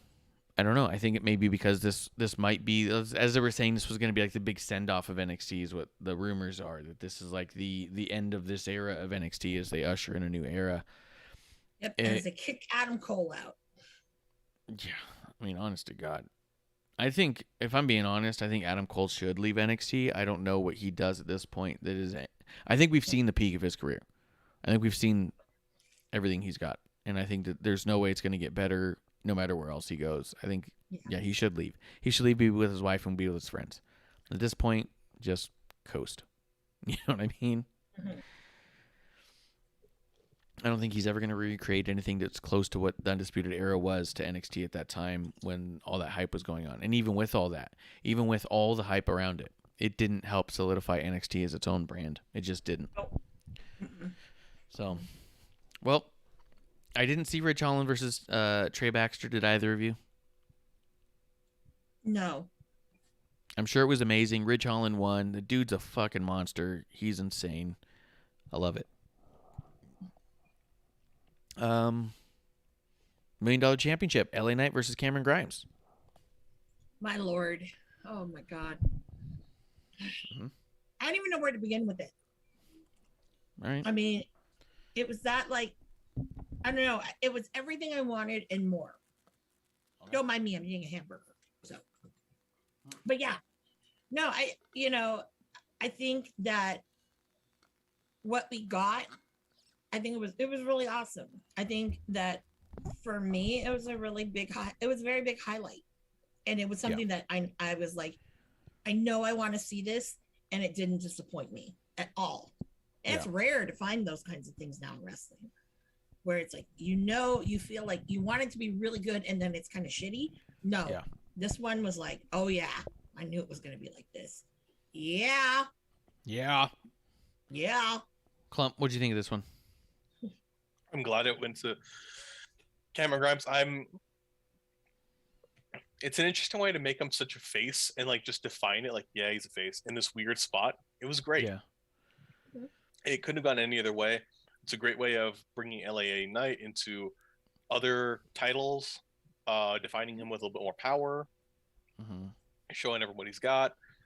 Even if it's a gimmicky belt, it's a belt that he's held for a little bit of time, which is awesome. It also really rockets Cameron Grimes to the moon. So we'll see what happens next. And I'm down for that. I do agree that since this is the end of that story, this is the right way to end the story. I was torn going into it, though, thinking, if you're going to end the story, do it this way. If you're not going to end the story, how great would it be to see $1 Million Man be LA Knight's butler for just a couple of weeks until they blow it off right, or blow it off a different way. Because I also thought they could play into the idea of Virgil and actually have $1 Million Man dressed like Virgil and be really upset about it and stuff. Like, you could have done some fun stuff with it. But yes, seeing as how what happened on NXT the next Tuesday, this was 100% the right way to do this, and it was awesome. I loved it. This match was so good. These guys have so much chemistry in the ring. It's incredible. Yeah. They play off each other so good. It was one of my favorite matches of the night, just strictly from entertainment standpoint. Yeah, no, 100%. Like, you can't go wrong with Cameron Grimes. He cannot do a good match, or he can't do a bad match. Do a good match. No. And neither can LA Knight. LA Knight can't fuck it up either. So you put them both in there, and you're like, okay, let's keep it running. So we'll see what happens. And I guess on NXT we did get a little bit of a where LA Knight might be going next, which is interesting. I was really hoping he just would disappear and we'd see him on SmackDown or something, because I think that dude's all-star power and has no business still being in a developmental territory at this point, to be honest. Yeah. And plus he lost the match, so it's perfect. You put over the other guy and you leave. Do it. But and if you don't have anything else to say about it, if there's no specific spots you wanted to call out or anything, I thought it was just done tremendously. The next thing was NXT Women's Championship match, Raquel Gonzalez versus Dakota Kai. Yeah. That didn't go how I thought it was probably going to go. To be honest, I really kind of thought, I think this was the one match that, when I kind of predicted to myself, like, what was going to happen, this was the only one that I totally lost, because I thought Dakota would get it, and I don't know, because maybe I feel like the women's roster, the main roster needs more, oomph. They need those bigger, not bigger like in the sense of whatever. They need those domineering kind of women, Yeah. Yeah. Instead of just saying, oh, there's Charlotte again, or whatever. Because I love having Rhea Ripley there, and just seeing all these really cool different kinds of women that are these big badasses. I think that's what's kind of missing over there. Yeah, that's true. But Dakota Kai is really good. I don't know. In this one, it was another one of like win or lose. Whoever loses, I want to see on the main roster. Yeah. But I don't know. What do you think of this match, Klump? I thought it was a good match. I was in the middle. I thought, maybe they'll put it on Dakota, but then I could see taking up Dakota and keeping Dakota in, bringing them up like your main roster now, because I think that's where they're going. Mm-hmm.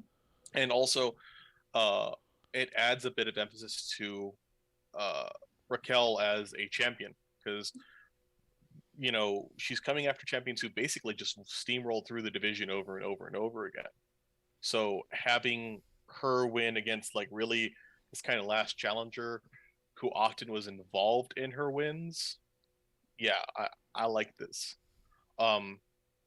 If it had gone to Dakota Kai, I would not have been mad at it at all. I assume it would have been then Raquel chasing in, getting it back again. But I'm cool with this. I think it was a great match. They put on a fantastic show. Everyone looked good. Dakota's fucking amazing as always. Mm-hmm. Yeah, did the job. Made Raquel look like $1 billion. Mm-hmm. Yeah. No, I thought, absolutely. Dakota's so good. She's so good. I've been saying it for a long time. She's the Dolph Ziggler of the women's division in NXT. The other day I saw someone who was like, I on Twitter, I follow a lot of like card collectors and stuff, and someone was like, here's my collection of stuff on display. And the display was all Dakota Kai and Dolph Ziggler. Wow. And I was like, that's really funny, because I think they are the same but different, and it's amazing that someone else picked up on that. Like, it's so good. But at the end of the match, Kaylie Rae came out, and she stared down Raquel Gonzalez and was all like, fuck you, bitch. And Raquel's all like, puta. And it was like a whole thing, dude. Yeah. What did you think about Kaylie Rae showing up, Klump? I liked it. Don't know much about Kaylie Rae, because I don't watch NXT UK at all. But hell yeah, this is... I was like immediately pumped. Like, this is cool. I like this. I know that they held this title for so long in NXT UK. I want this feud because, again, I could see this being a person who takes it off of Raquel. It looks great. Or if Raquel wins, holy shit. Yeah. Kaylie Rae is the longest reigning women's NXT champion, NXT UK champion.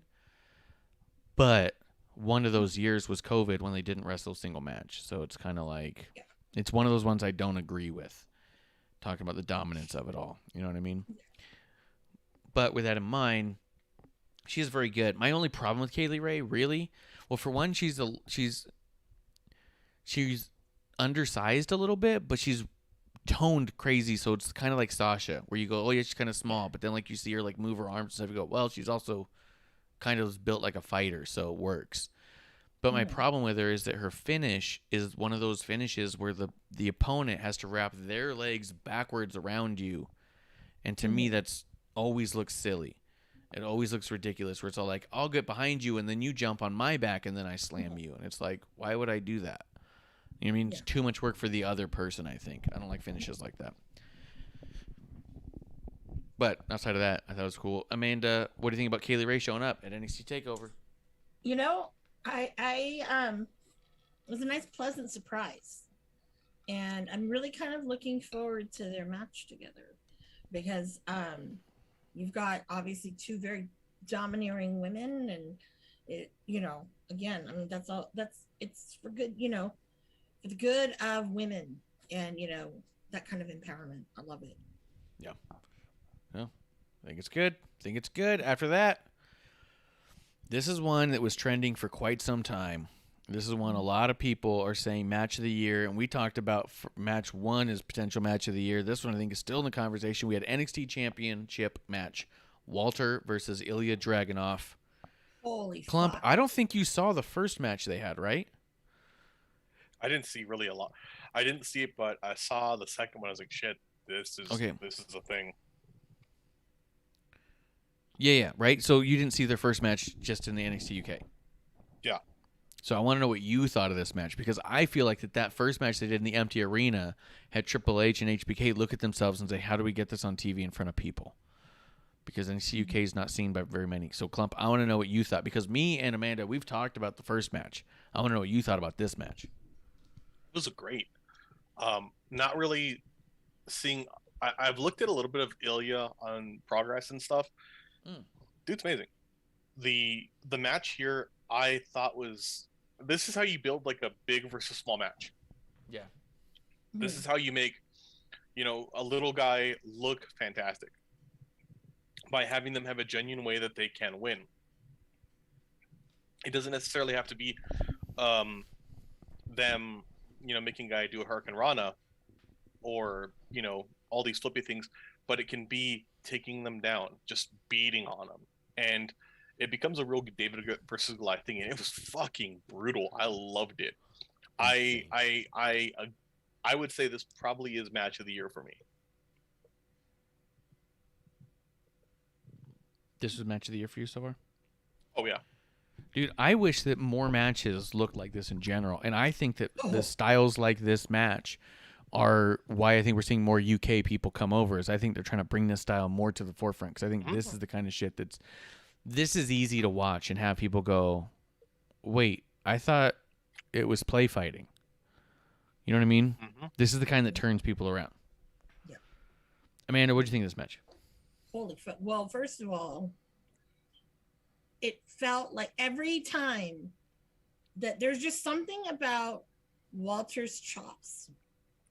Said it before, that it just like is like, oh my God, like I could feel that. Like I'm like, oh my God, like I just every time I'm like, oh, ow, oh, and I'm like, wow. And then just to see Ilya, like the guy was like 10 shades of like purple and blue and black. And I was just like, holy fuck. I mean, it was one that I knew was going to be, I think it was going to be match of the night. There was no way you could tell me that anything else was going to beat that. And because I knew like Cross and Joe wasn't going to come anywhere near that. And Adam Cole and Kyle O'Reilly, snooze fest, So I think that this was just like, holy God. People beating, the fucking living shit out of each other. I mean, that's some good shit. I'd watch that over deathmatch any day. But actually, that's a great point. Yeah, like I think it's one of those things where like it's people love to see the chops, okay? But when you have someone who executes them very, very well, and you get not only just the sound, but then you get that coloring of the skin and those what is it, that breaks underneath, what is it, the platelets or whatever? I don't know. I'm wrong. I don't know. The exoskeleton? Maybe, yeah, I don't know. He's Russian. Whatever. That's what I figured. That causes that. Yeah. So when you see a dude that has like a fucking handprint, you're just like, holy fuck. Like I'm always like that. I've chopped one person once and I left the handprint. I was happy with myself because I'm like, man, I'm kind of a natural. You're all chuffed. I'm like, hey, look out, world. Look out, world. I can chop a bitch. This goes in my skill set now. Yeah, I'm gonna put it on my resume. Yeah, updating special skills. Yes, I can chop a bitch. What does that mean? Oh, never mind. Well, I'm glad you asked. Pa. Yeah, I thought this was. I mean, it's just fucking incredible. These guys. I know. We've talked time from time about some of the stuff that Jim Cornette brings up when he's watched these matches. He brings up a thing that he doesn't dive into because he still likes to protect the business. But he says they hit each other hard in safe places. And he goes, there's a lot of ways you can hit guys really hard, and it's okay. But he doesn't like to go into details into other methods of it. Because, I mean, we can obviously say, like, oh, yeah, you can get punched in square in the shoulder, and it doesn't hurt that bad. You know what I mean? Like, there's obviously large areas, right? Okay, But- sorry, but if you get chopped right here, Mhm. where I'm kind of stroking my like that shoulder, kind of where your neck and your shoulder kind of, that's gonna that fucking is gonna hurt. I'm sorry, that's not a safe Yeah, spot. No. But hard and safe places means you're not going to break anything. You're not doing lethal damage. You could break. You're just going to get a something right bruise. there. That's thin bones, man. Yeah, but if you Just hit the relax. right way in those spots, you're fine. You know what I mean? Yeah. It's not like you're really doing a lot of damage. But he won't go into like detail on it. But I just thought it was really interesting that these guys, because these fights look so fucking brutal, and you're like, I don't think they're playing. It's like to also know that somebody who's trained wrestling for a really long time and says this is what wrestling could look like if everyone knew how to hit people hard in safe places instead of trying to hit people soft in any place. You hit them hard in safe places. I just thought it was fucking fascinating. But this match is just fucking tremendous. I think Walter hits hard. Period. Yeah. I mean, yeah. He was gonna go pat someone on the head. I'm sure he give someone a concussion. Oh, I'm like, oh god, yeah. I'm glad you got to see it though, Kev. Or not Kev, Klump. Hell yeah. Yeah. I need more Walter in my life, I think. Yeah.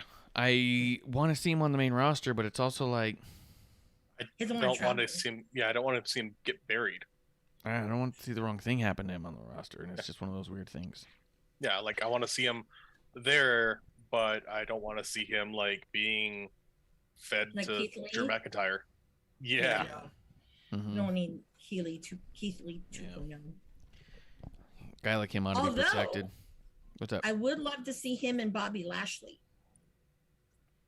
Yeah, I'd like to see him and Sheamus. Walter Sheamus would be Oh sick. god, poor Sheamus, man. Shit. Dude. Dude, both of them are gonna fucking just- feel it. No, but Sheamus, god damn, the guy, dude. That's gonna be the only color that guy's ever had in his life. Yeah. It's gonna be great. Yeah. Poor guy. Oh, He can no. get sunburned by a fucking candle. Yeah, Yeah. he got sunburned by a chop. Clint was like, if you want to see Walter versus Sheamus, just watch the UFC. Just fucking stop. Exactly. I'll be honest. I mean, anything else you want to say about that match? Either of you? No, No. I'm I good. just didn't like the spot. It could have. I think that Cole and O'Reilly could have gone before them because 100%. it really took me out of. Well, I mean, I was already out of it anyway because I don't care. Yeah. But it really kind of like was like, that was so great, and it's just shitty. I'm gonna agree with you. I'll tell you the honest to God truth. As soon as I saw it was Adam Cole versus Kyle O'Reilly, I fast forwarded to the finish, and thought how fucked they did that to Adam Cole in general. To have anytime you have somebody win while being handcuffed makes the other guy look like an absolute fucking douche. And I was like, well, I hope Cole does leave because not only have I never found him believable, but they just destroyed his credibility even on his non-believability. Sort of like when Gargano lost to Ciampa, when Ciampa had his hands cuffed behind his back. Never believed in a single thing Gargano ever did ever since then. Because it's like, well, if you can't win against a dude who has no arms, you're just bad, and you don't belong here. Cole lost to a guy who was handcuffed to the ropes. Fuck him. Forget it. Yeah. I didn't watch any of the rest of the match, but that's how I felt about it, and I was like, all right, on to You the didn't next. need to. But You didn't need to. I skipped the honest. entire first two matches out of their thing and went straight to the last 2 minutes, and that's what it was. Klump, what did you think of this match? Did you even watch it? No. Yeah. Like I really couldn't give a shit at this point. Like I like Kyle O'Reilly. Yeah. Get him away from this. Mm-hmm. Now he will be. Mm-hmm. No. Then this Wednesday, I was like, you know what? I don't really like Kyle O'Reilly that fucking much. Maybe he can stick in that because then he won't have to talk in other things. Dude, I'm so on the same page as you right now. It's always like, man, it sucks how much I like Kyle O'Reilly, and this is where we're at. I'm fast forwarding through his shit, and then I see what happened on NXT, and I'm like, I don't know, maybe Okay. fuck Kyle O'Reilly. Like, Yeah, Amanda, go ahead? You're in the right spot, buddy. Yeah, no, this is good. Amanda, did you watch the full match? I did actually. Yeah, I'm sorry about that. Oh, I should yeah, I have told know. you you didn't have to. I don't know why I did, but I just like was just kind of like I know where this is gonna go, but the finish at the last match, I was like, are you kidding me? Really? You're gonna do fucking baby like that? I'm like, okay, you're gone. You're not signing again. So that's your punishment. But I mean, wasn't that great? And then of course I'm already still high on Walter and Ilya, and I mean, yeah, it's hard to like follow that kind of shit. I don't care who you are, Oh yeah. Yeah. Even if I was a fan of one of those two. They were in a tough spot for I sure. wouldn't. Yeah. I've been, oh man, that match before just totally sucked the wind out of me. You know what I mean? Yeah, 100%. But yeah, like Klump, I discovered I could not give a shit less and said I'm just go ahead and fast forward through it, and I did. Yeah. That did bring us to the NXT Championship match: Karrion Kross versus Samoa Joe. Before I say anything, we did say that it was really tough to follow Walter and Ilya, and I do think this was a victim of that in a sense. What did you think of the championship match, Klump? I'm gonna start with you. I was expecting this result. Like, Mhm. yeah, he's gonna, it's gonna go to Joe because Karrion's going to the main roster. It was decent. It was a pretty damn decent match. It was a rough match. I thought it was a pretty tough match to go through, but I was pretty happy with it. What did you find tough about it? Just, it was pretty hard hitting. Okay. Amanda, what did you think of the match? Well, at first, I had to kind of get over when he did his entrance. Everyone like, "Where's Scarlett?" The "Where's Scarlett" chants, Mm-hmm. And I'm like, no, no more. So, I mean, I don't know. I mean, it went how I thought it was going to go. But honestly, like, you had the match of the night, like, earlier. And they had really big shoes to fill. I think Walter's a size 17, they said. Yeah. Or wait, I think Wade Barrett said that. Yeah, that's a lot of big shoes to fill. And nice to have Joe have the belt again and be the 3-time. But at the same time, I'm like, Kross is awesome. Like, I like Karrion Kross. I don't know if I like the direction they're putting him in without Scarlett, because now his entrance is just kind of flat. I know. Yeah. It was just me. Did you guys feel like Samoa Joe was struggling really hard? At some points, yeah. Watching him trying to like stand up and like yanking on the ropes reminded me a lot of when I've been at the heaviest I've been at with the weakest knees. The way he was getting up was more labored than I think you would typically see. Just standing up. He was doing the thing, Klump, but I know you know what I'm talking about, where you start to stand up and then you put your hands on your own knee and push off your knee to get up. He was doing that early in the match. His eyes were closed so much. I felt like he was really struggling. At one point, they zoom in on his face because he's like labored and breathing, but he does the old cardio that you do when your heart is out of control. Like, it's not just like the he was breathing the dog kind of the shallow breaths, realizing he was losing control of his breath entirely, and he started doing the big deep breaths, which is something that I learned a long time ago when I was going through specific types of training, where it was, hey, when your heart rate gets away from you and you're just breathing shallow breaths, you're not getting the oxygen you need. You have to slow down your breathing. You have to slow down your heart.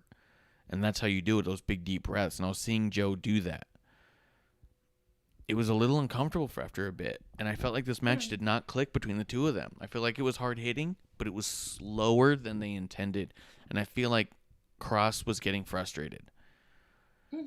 Yeah. Did that come across to you guys, or do you think or maybe I'm just getting worked?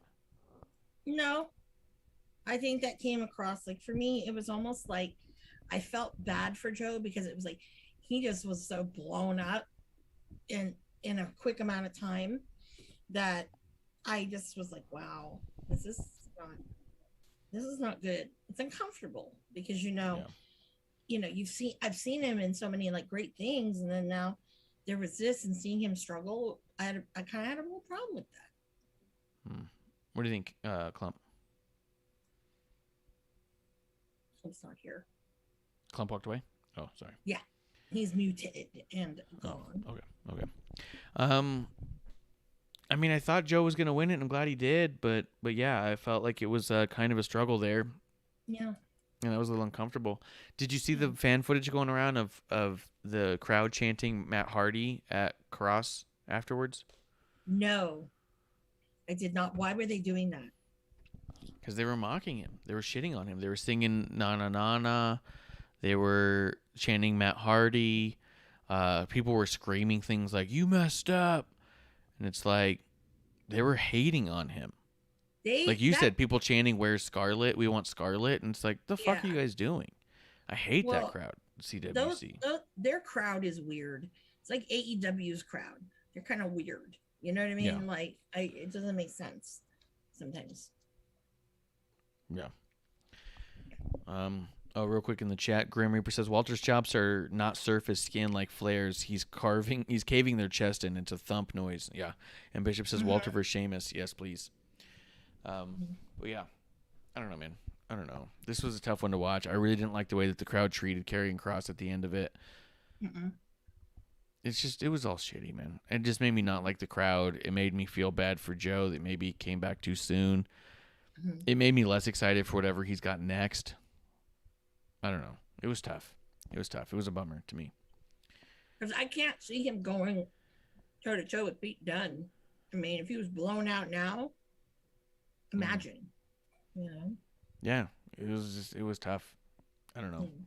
I mean, maybe because LA Knight cut that promo with him. I could see LA Knight being able to help him get through a match, but at the same time, Cross is so good, and it looked like he was getting frustrated. Like, fuck, this is my Samoa Joe match I get? Like, he looked upset. You're like, I get it, dude. Where's the Samoa Joe of old? Yeah. 100%. But, I don't know. Guess it is what it is. Well, let's talk NXT proper.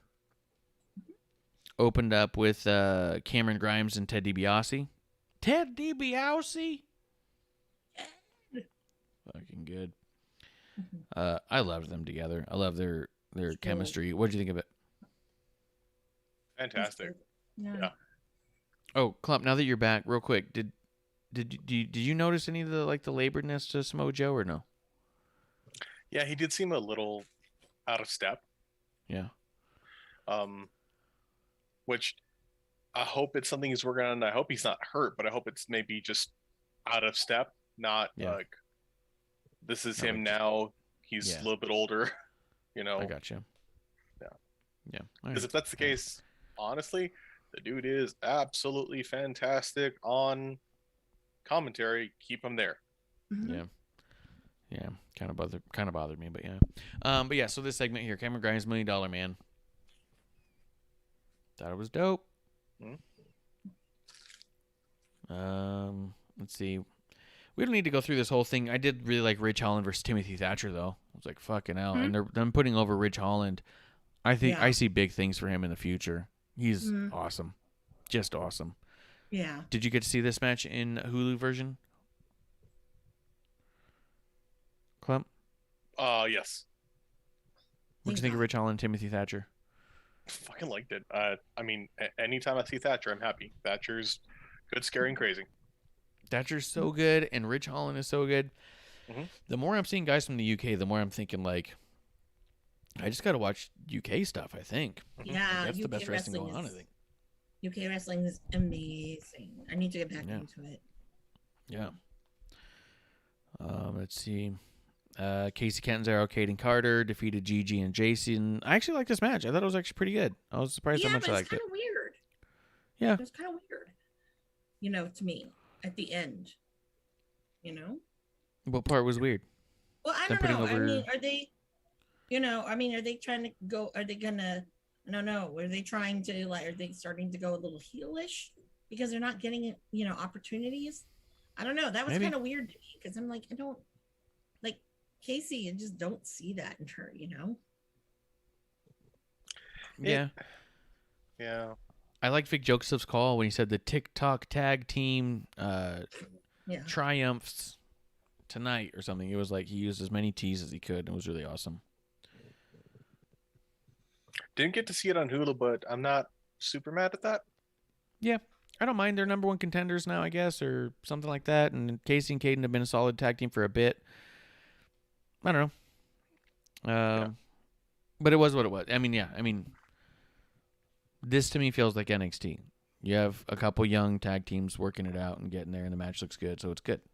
You know, I mean, nothing to flip out about. This felt more traditional NXT than what you see a lot. Where I think a lot of NXT's tried to be takeovers every week. I think that causes a fatigue. Where this felt like, no, we're also trying to teach people stuff, and I was like, okay, that's cool. You know what I mean? Yeah. Even with that, Kaylie Rae defeated Valentina Ferez, and that was fine. Yeah, that was a good, like a squash of a mother. That was a squash match like crazy, but not bad. Yeah, for sure. Let me see here. What the fuck's going on here? I liked Mandy Rose trying to talk with Gigi and JC. I think that them making a little faction there will be all right. Let's see. Well, but then here was the big part. This is the thing that stood out to me on the whole show was actually, I guess that match that we're going to talk about was the big thing too. But as far as the promo segment that stood out to me was that Samoa Joe comes out, followed by Pete Dunne, LA Knight, Kyle O'Reilly. Ridge Holland comes over and beats the shit out of Kyle. I loved the noise he made when he got hit. Just like. But out of all of this, I thought LA Knight really shined, and I thought Pete Dunne looked the most intimidating. Even though Ciampa and Ridge were all there, and Kyle O'Reilly, to me, my takeaway was LA Knight and Pete Dunne in the program with Samoa Joe could be really good, and everyone else, I just don't know why they're there. You know what I mean? Yeah. I'm all about that. Yeah. Klump, what'd you think about this?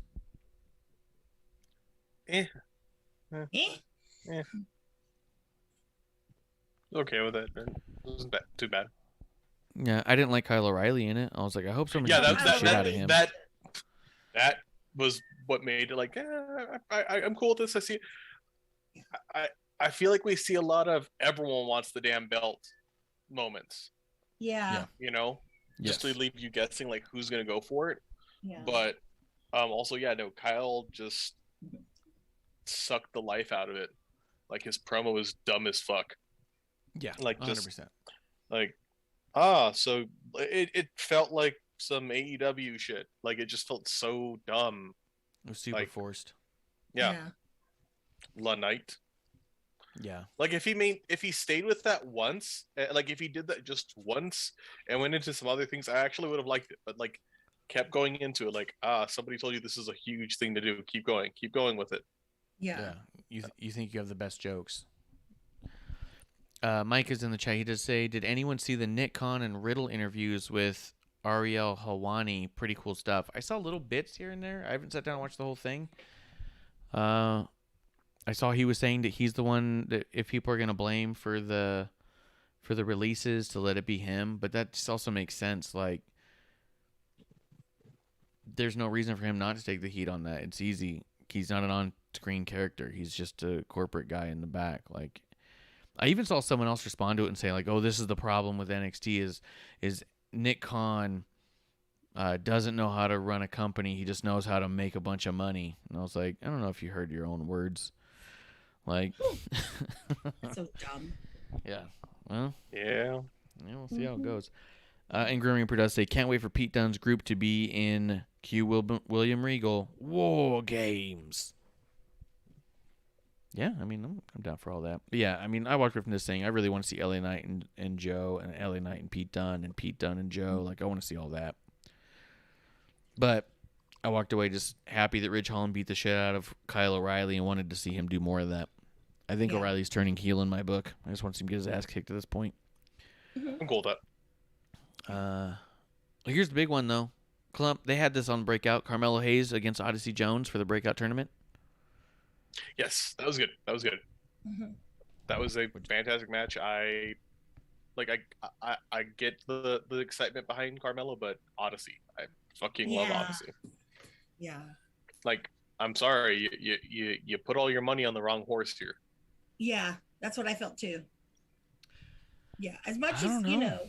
Carmelo is, I mean, he's great, I mean, Mhm. I've always enjoyed him as his former self, but Odyssey Jones, man, I mean, the guy's got some charisma. I mean, he's got a lot going for him. Mhm. And and especially now that Bronson Reed isn't there anymore, Yeah. and seems like Keith Lee's kind of on the outs.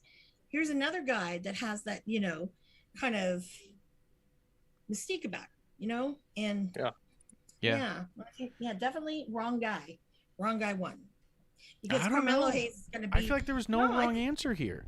I feel like No, they're well, both no. so big. As long as they both keep moving forward, and we don't if they don't release Odyssey Jones here, if they just keep pushing them both, I think it's fine. But I don't know. We'll see, because I think Carmelo Hayes just alone, and when he made his debut, whatever it was, but I think that he already has that impactfulness with it. Whereas like with Odyssey Jones, I think it, for me, the more I saw him like wrestle, I was like, damn, I love this guy, because I already knew, like with, Carmelo Hayes, I like this guy already, I know what he can do. Yeah. Odyssey Jones was, for me, it was like, wow, it's like the diamond in the rough. Oh yeah. Yeah. It's fucking great. Yeah. I think both of them were just tremendous. I just felt like it was all wins. Like, Yeah. But as it long was as the we right keep seeing more of choice. both of them, then this is going to be almost irrelevant. You know what I mean? Like, I want to see them both get to a point where you forget that one of them actually lost that match. You know what I mean? I feel like they Yeah. both won. You know what I mean? They both looked so incredible. You're like, the fact that you're even saying the wrong person won just already means Odyssey Jones is that over, right? It was that successful for Odyssey. Because, I mean, the fact that we're even having a discussion of, well, I think it was great that Carmelo won, and you go, I think it should have been Odyssey Jones. Perfect. What a great match. That we can't agree on who should have won this one. That's how good it is. You know what I mean? Both of them were winners, Yeah. I mean, out of the whole thing. But I think that, like, with this, I think that they had the right two guys in the final. That's the one thing I think consensus that all of us we probably should agree on is they have the right two. Oh, yeah. For sure. Yeah, these two guys at the end, all good. Fantastic. Okay, so let me hit the chat real quick. Montanez 1998 coming through. Cheers to Montanez coming through. He says, I was in Chicago for AEW and haven't reacted to wrestling that way since I don't know when. But then I watched SummerSlam. I was seriously thinking to myself why I was watching this shit, and I think about quitting as WWE fan because WWE isn't made for me anymore. Sure, you can stop watching. I'm not going to convince you to. The same. We felt the same about AEW. I felt like, wow, if CM Punk doesn't make me give a shit about AEW, I don't know what's going to. So I stopped watching AEW a long time ago. Some people like McDonald's. Some people like Burger Kings. You know what I mean? Like, yeah, if you don't enjoy watching a thing, don't watch it. I will say there's, I mean, we won't go into the family-friendly version conversation that I think people are confusing.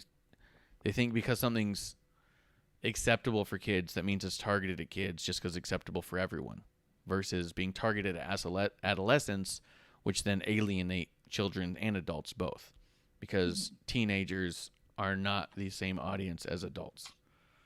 No. So, I mean, it just depends on kind of where you're at and what you're liking. If you don't like watching WWE, don't. There's no problem with that. If you like AEW, watch it. Watch what you like. Love it. You don't have to like both. You don't have to like one versus the other. You know what I mean? There's nothing wrong with that. Yep. 100%. Bishop does say, I'm Team Carmelo, but Odyssey has a high ceiling, 100%. And Grim says, most of the guys in the breakout tournament will be players moving forward. We have Duke Hudson versus Kyle next week. Yeah. No, I think we're going to see some cool stuff. I liked this breakout tournament more than I think the other one. Yeah. Which I know there was a lot of people who liked the first one and the names that came out of here, but maybe I just wasn't paying as close attention as I am now. Because this one I thought was fucking cool. Yeah. Yeah, Trey Baxter's great. I mean, they all were really great. Yeah. So. Let's see. Oh, Zeon Quinn defeated Boa right after that. Was that cut out of yours? Yeah, Klump? that was weird. Yes. Yeah, it was really weird. Boa comes out and this guy's like losing, catches a quick win, but catches a definitive win. You got to use a finisher. Mm-hmm. And and then what's her name? Tian Sha Yeah. looked at him and he went the other way. It was neat. The guy looked great. They both looked athletic, but it was a really weird segment where you kind of go, I don't know what's happening. Yeah, it made me kind of like, okay, is there a point to this whole thing with Tian Sha and all of that? I don't know. It was very weird. I still don't get it. But maybe it's because I missed those damn fucking really good vignettes that they had. Yeah. That really explained a lot of things. And I think that Xia Li was a much bigger player here than, I mean, even though you realize she was the focus, I think that even so, this is starting to feel weird without her. I think she was that big a focus. Yeah. So, And another Asian. We're there. There are tons. Yeah. I don't know. Yeah. I don't know. Let's see. But the main event was Legado del Fantasma against Hit Row. Was that on your thing, Klump? That's going to be next week, right? No, it was this week. No, did not see it. Oh, it was a great match, dude. You would have liked it. You would have liked it. God, it was amazing. Hit Row and Legado del Fantasma work really well together. Hit Row. Amanda, what'd you think of the match? Oh my God. It was like, I don't know. Sometimes with Hit Row, I don't know really what to expect. It's like they're hit and miss to me. And most of the time it's miss. But this, it's just maybe because I love Legado del Fantasma. And I mean, but it was a great match. It was a great way to close and everything. And I'm like, I could watch these 6 all damn day.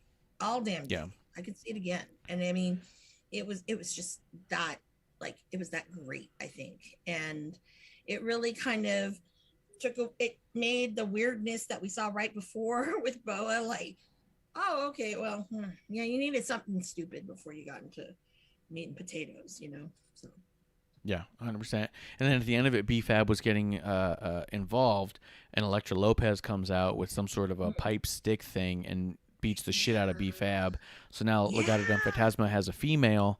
We've only seen her a couple times before. She's in great shape. She's had a couple good matches. I remember her green gear being a little bit weird, but I think she's from like Brazil or something.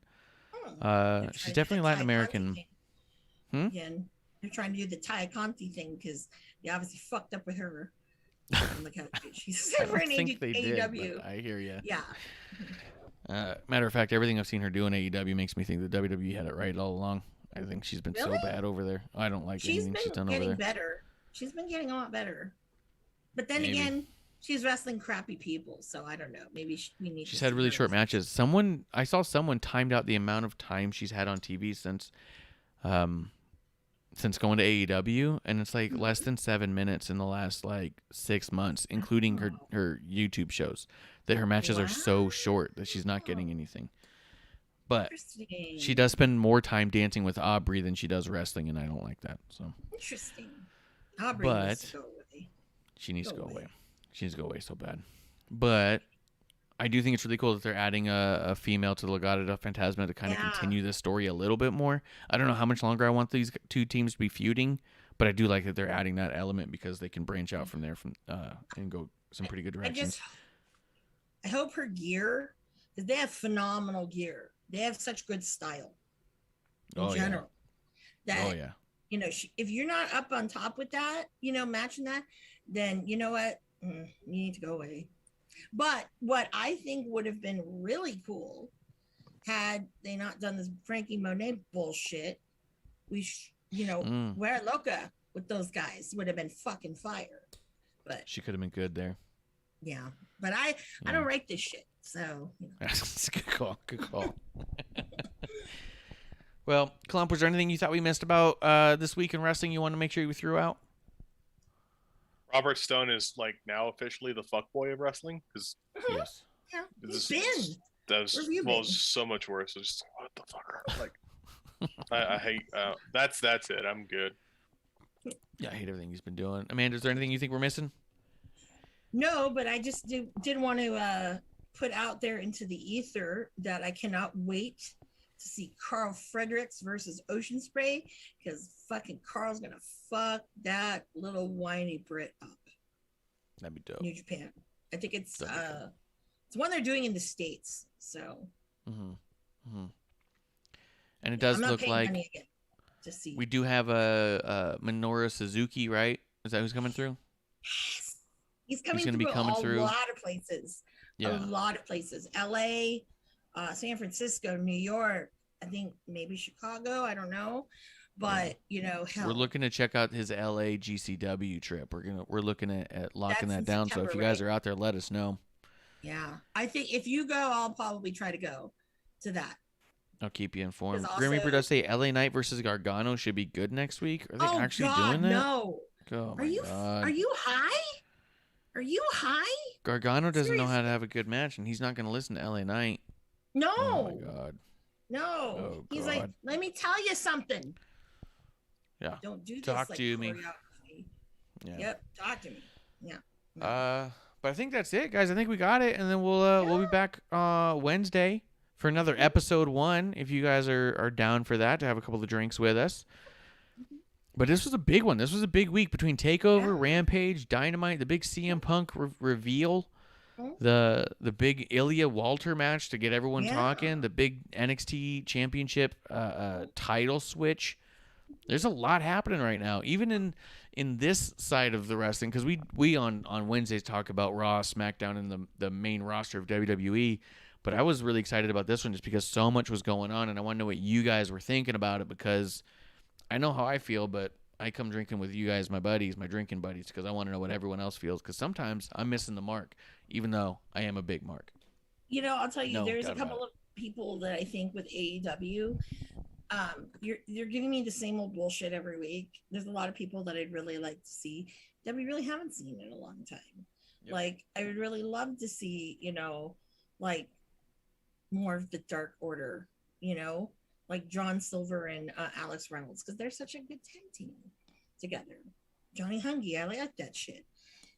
I'd like to see more solo Colt Cabana. Would be kind of nice. I mean, I don't know.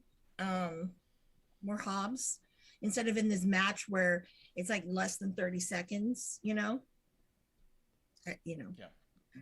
That's just me. But I think that they need to. You have such a big roster now, Tony. You need to spread the love everywhere, or you're going to have people that are going to be a little bit disgruntled. No matter like, hey, I sipped the Kool-Aid. No, if you're not going to use me, because that's the whole point of it. So quit signing these guys. Let some of these guys work. They got quite a big roster over there, so we'll see how it pans They out. do. But we'll be back next week. You guys ready for last call?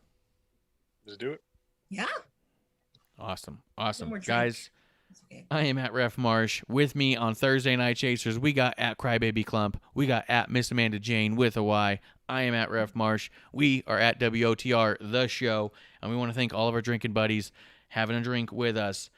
Come back, check out another episode 1 next week right here in the dive bar of the IWC. Guys, that's last call. Y'all have a good night. No drink.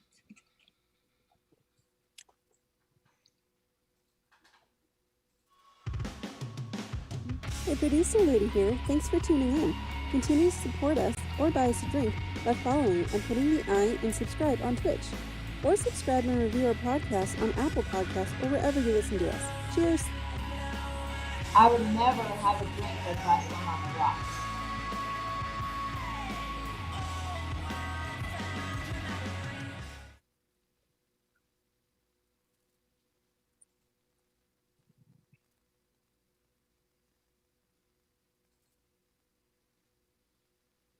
You guys still there? Yeah. Man, that was 2 hours, 20 minutes. We did good time on that. We got started a little bit late, but we did good. And we had a lot of shit. Yeah. Too. Yeah. Klump, I submitted the overweight shirt. The red Sweet. one. So but all right. Awesome. I appreciate you guys coming through, hanging out. Yeah, you guys have a good Love night. it. I'll jump out. See you guys around. Hell yeah. Enjoy your tacos. See you later. See ya. How you doing, Amanda? Oh, did you want a code for LA?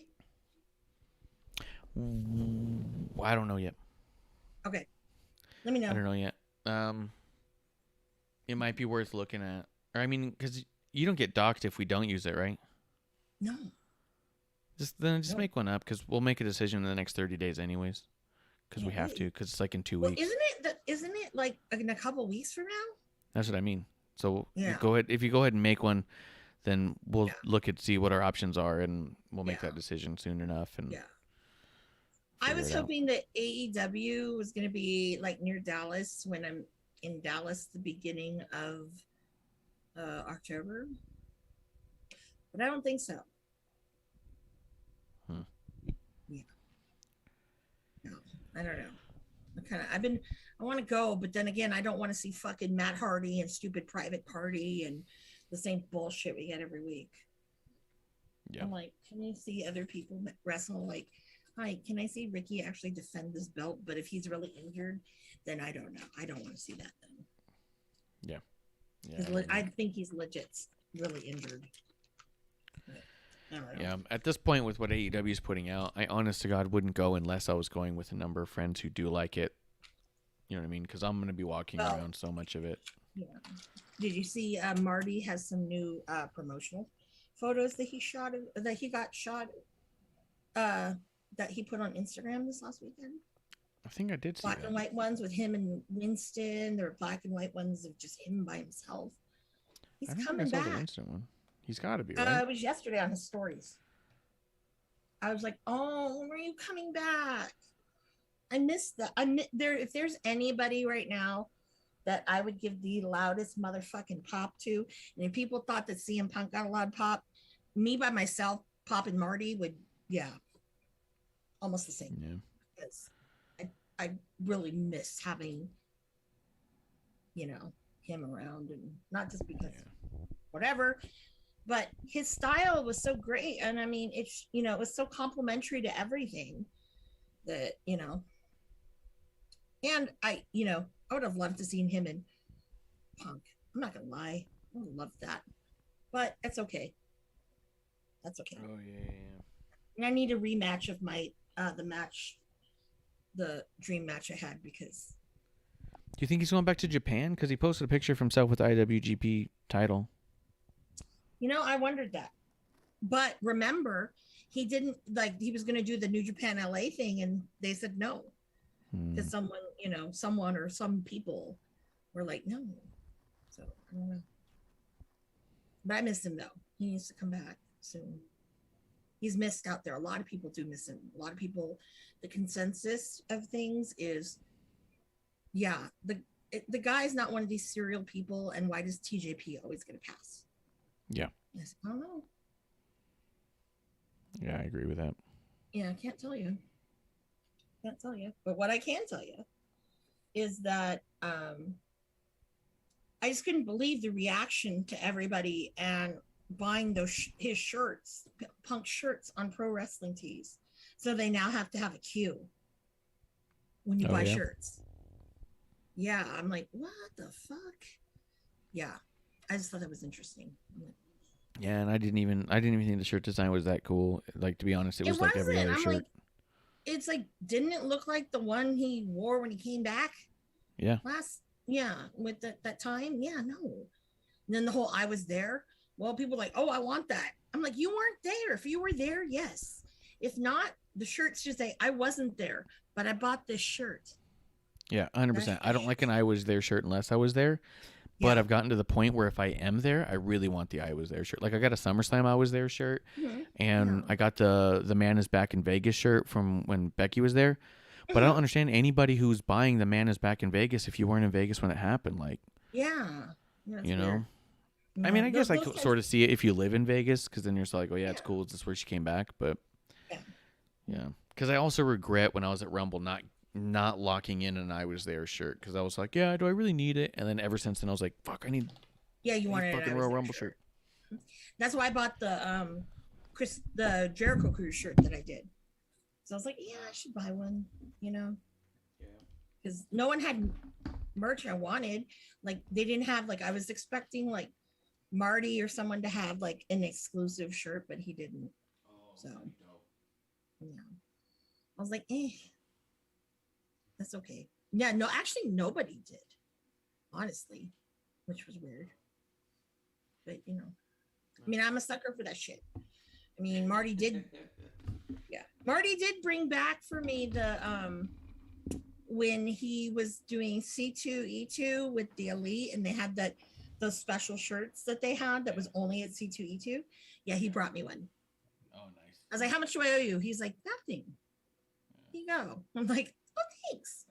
Yeah, he's giving me so much. You know that matcha guy who makes all the custom sneakers? Mm-hmm. We got to run into him in SummerSlam, and he was selling shirts, and it was really cool. Like, he was selling them for, God, I can't imagine. Was it really 45? I think it was. It was like $45. And I was like, you know what, though? Like, the guy doesn't really make appearances, and it's a pretty cool. It's like based off Stone Cold, and I was like, you know what? Yeah. He's also friends with Becky and friends with my brother. My brother like met him and was like, oh yeah, I know people who you've done shoes for. And it was like a big deal. So I was like, all right. So I went ahead and my brother gets a picture with him, and I give him like 40. Oh, no, it was $25. Oh. And I gave him 40 because that's what I had. He gave me 20 back and said, don't worry about it. That's what it was. Because I remember he gave me the thing back. So he didn't even charge me the full price. He was like, yeah, just have it. And it was pretty cool. But he was a really nice dude. Yeah, Cabana used to give me free shit all the time. Murky too. But now, see, I really want him to I'm like, dude, they let Guevara have his own merch shop and other people too. It's like, go design another one of your shirts, because these are really boring as fuck, to be quite honest. But, I'm not, whatever. But I was telling Will about what the shirt I wanted to do for him, and he's like, oh shit, that would be dope. I said, yeah. I said, I just have to figure out something for that logo, especially because every time I see him hit Town Business, and he hit it on Dark or AEW Starks. Yeah, I was like, oh yeah, it's great. That's awesome. I'm helping Dave with his Still Real shirts that he's trying to get out. Oh yeah. So that one that he wears to the things is one that he found on Amazon that people are making like without him. Oh my god. And so I told him I can recreate it because they just used the Raw's War font, and I can make that. And I was like, if you want to do something kind of special, I designed him this one. I was like, it's more ECW related. Mm-hmm. So it's like that, but little barbed wire and like the stressed look, and it's got the red on it. I like that. And he likes it a lot. So he's trying to figure out if he has a PWT. As I kept telling him, I was like, dude, if you want to make money now, I can put it on my thing, and I'm telling you, I'm not going to take a penny from you. 100% of what comes in, I'm going to give to you, dude. But he seems like kind of like back and forth about it, and let me try and set up this thing. I sent him to set up your own shop, and he goes, I think I might have one. And I was like, well, dude, we can fight with that in the background, but it's going to take you like a week if you start now to try and get that shirt up. Yeah. Or I can get this shirt up in the next like 24 hours and give you 100% what we make up until we get your shop up. And then once it's up, I'll take it off mine. But I can show him, and why wouldn't I? Yeah. I can show him the exact number of how many of those shirts I sold and how much I made on it, and give him exactly that amount. Like, I'm not looking to take your money. I'm looking to help you make money now. Yeah, exactly. But, someone asked me, they go, are you going to make a shirt with you grabbing butts? I go, no one needs to wear that. No. It would be an interesting wearing shirt, because then you're a target when you walk in. They're like, oh, there's that one who wants to grab a butt. Yeah. They're like this. I'm like this, like a zombie. Yeah. Grabbing butt. No, we don't need to see that. So good. No. Who was it who's like, oh, you need to make a shirt? It's my buddy LSG from Ring of Honor, who's like, make a shirt with the butts, because he's been listening to us a little bit. He's like, I'll rock one. I go, no. I'm like, Leon, no. Oh, no. I said, I need to I said, you need to come out here and wrestle. Not in like freaking Alaska. I said, you need to come out to like California. So. And then I did this one, the Wrestling on the Rocks World Overweight Champion. It's going to be black on red. Nice. Just kind of a classic look to it. Because I want to have a couple shirts that don't have our logo. Because Michelle's like, it doesn't have the logo. And I was like, yeah, I've had a few people tell me that they don't want a shirt with our logo because it has a glass of whiskey in it. I was like, so I want a couple shirts that are just no logo, but still says Wrestling on the Rocks. So like our Star Wars one is perfect. This one will be good. Like, so, all right. I'm going to get this up. I got some friends in town. I think I'm going to go have a drink with them real quick. So. Oh, have fun. I'm going to go to bed because I'm exhausted. Yesterday I worked from 7:30 in the morning till 10:30 almost at night. And today I was like, I'm out. I started at like 7:45 and I'm like, you know what? At like 5:30, I'm like, okay, I'm out. But then I didn't even get to leave until 6. So that's me trying to get out the door. I'm like, fuck. Yeah. All right. Have fun. All right. Thanks for fucking chugging down all that content and coming through. Oh, no, but you know what? Chug down all that content and all that alcohol. And I'm like, oh, God. I'm going to go to bed. All right. I'll talk to you later. Bye.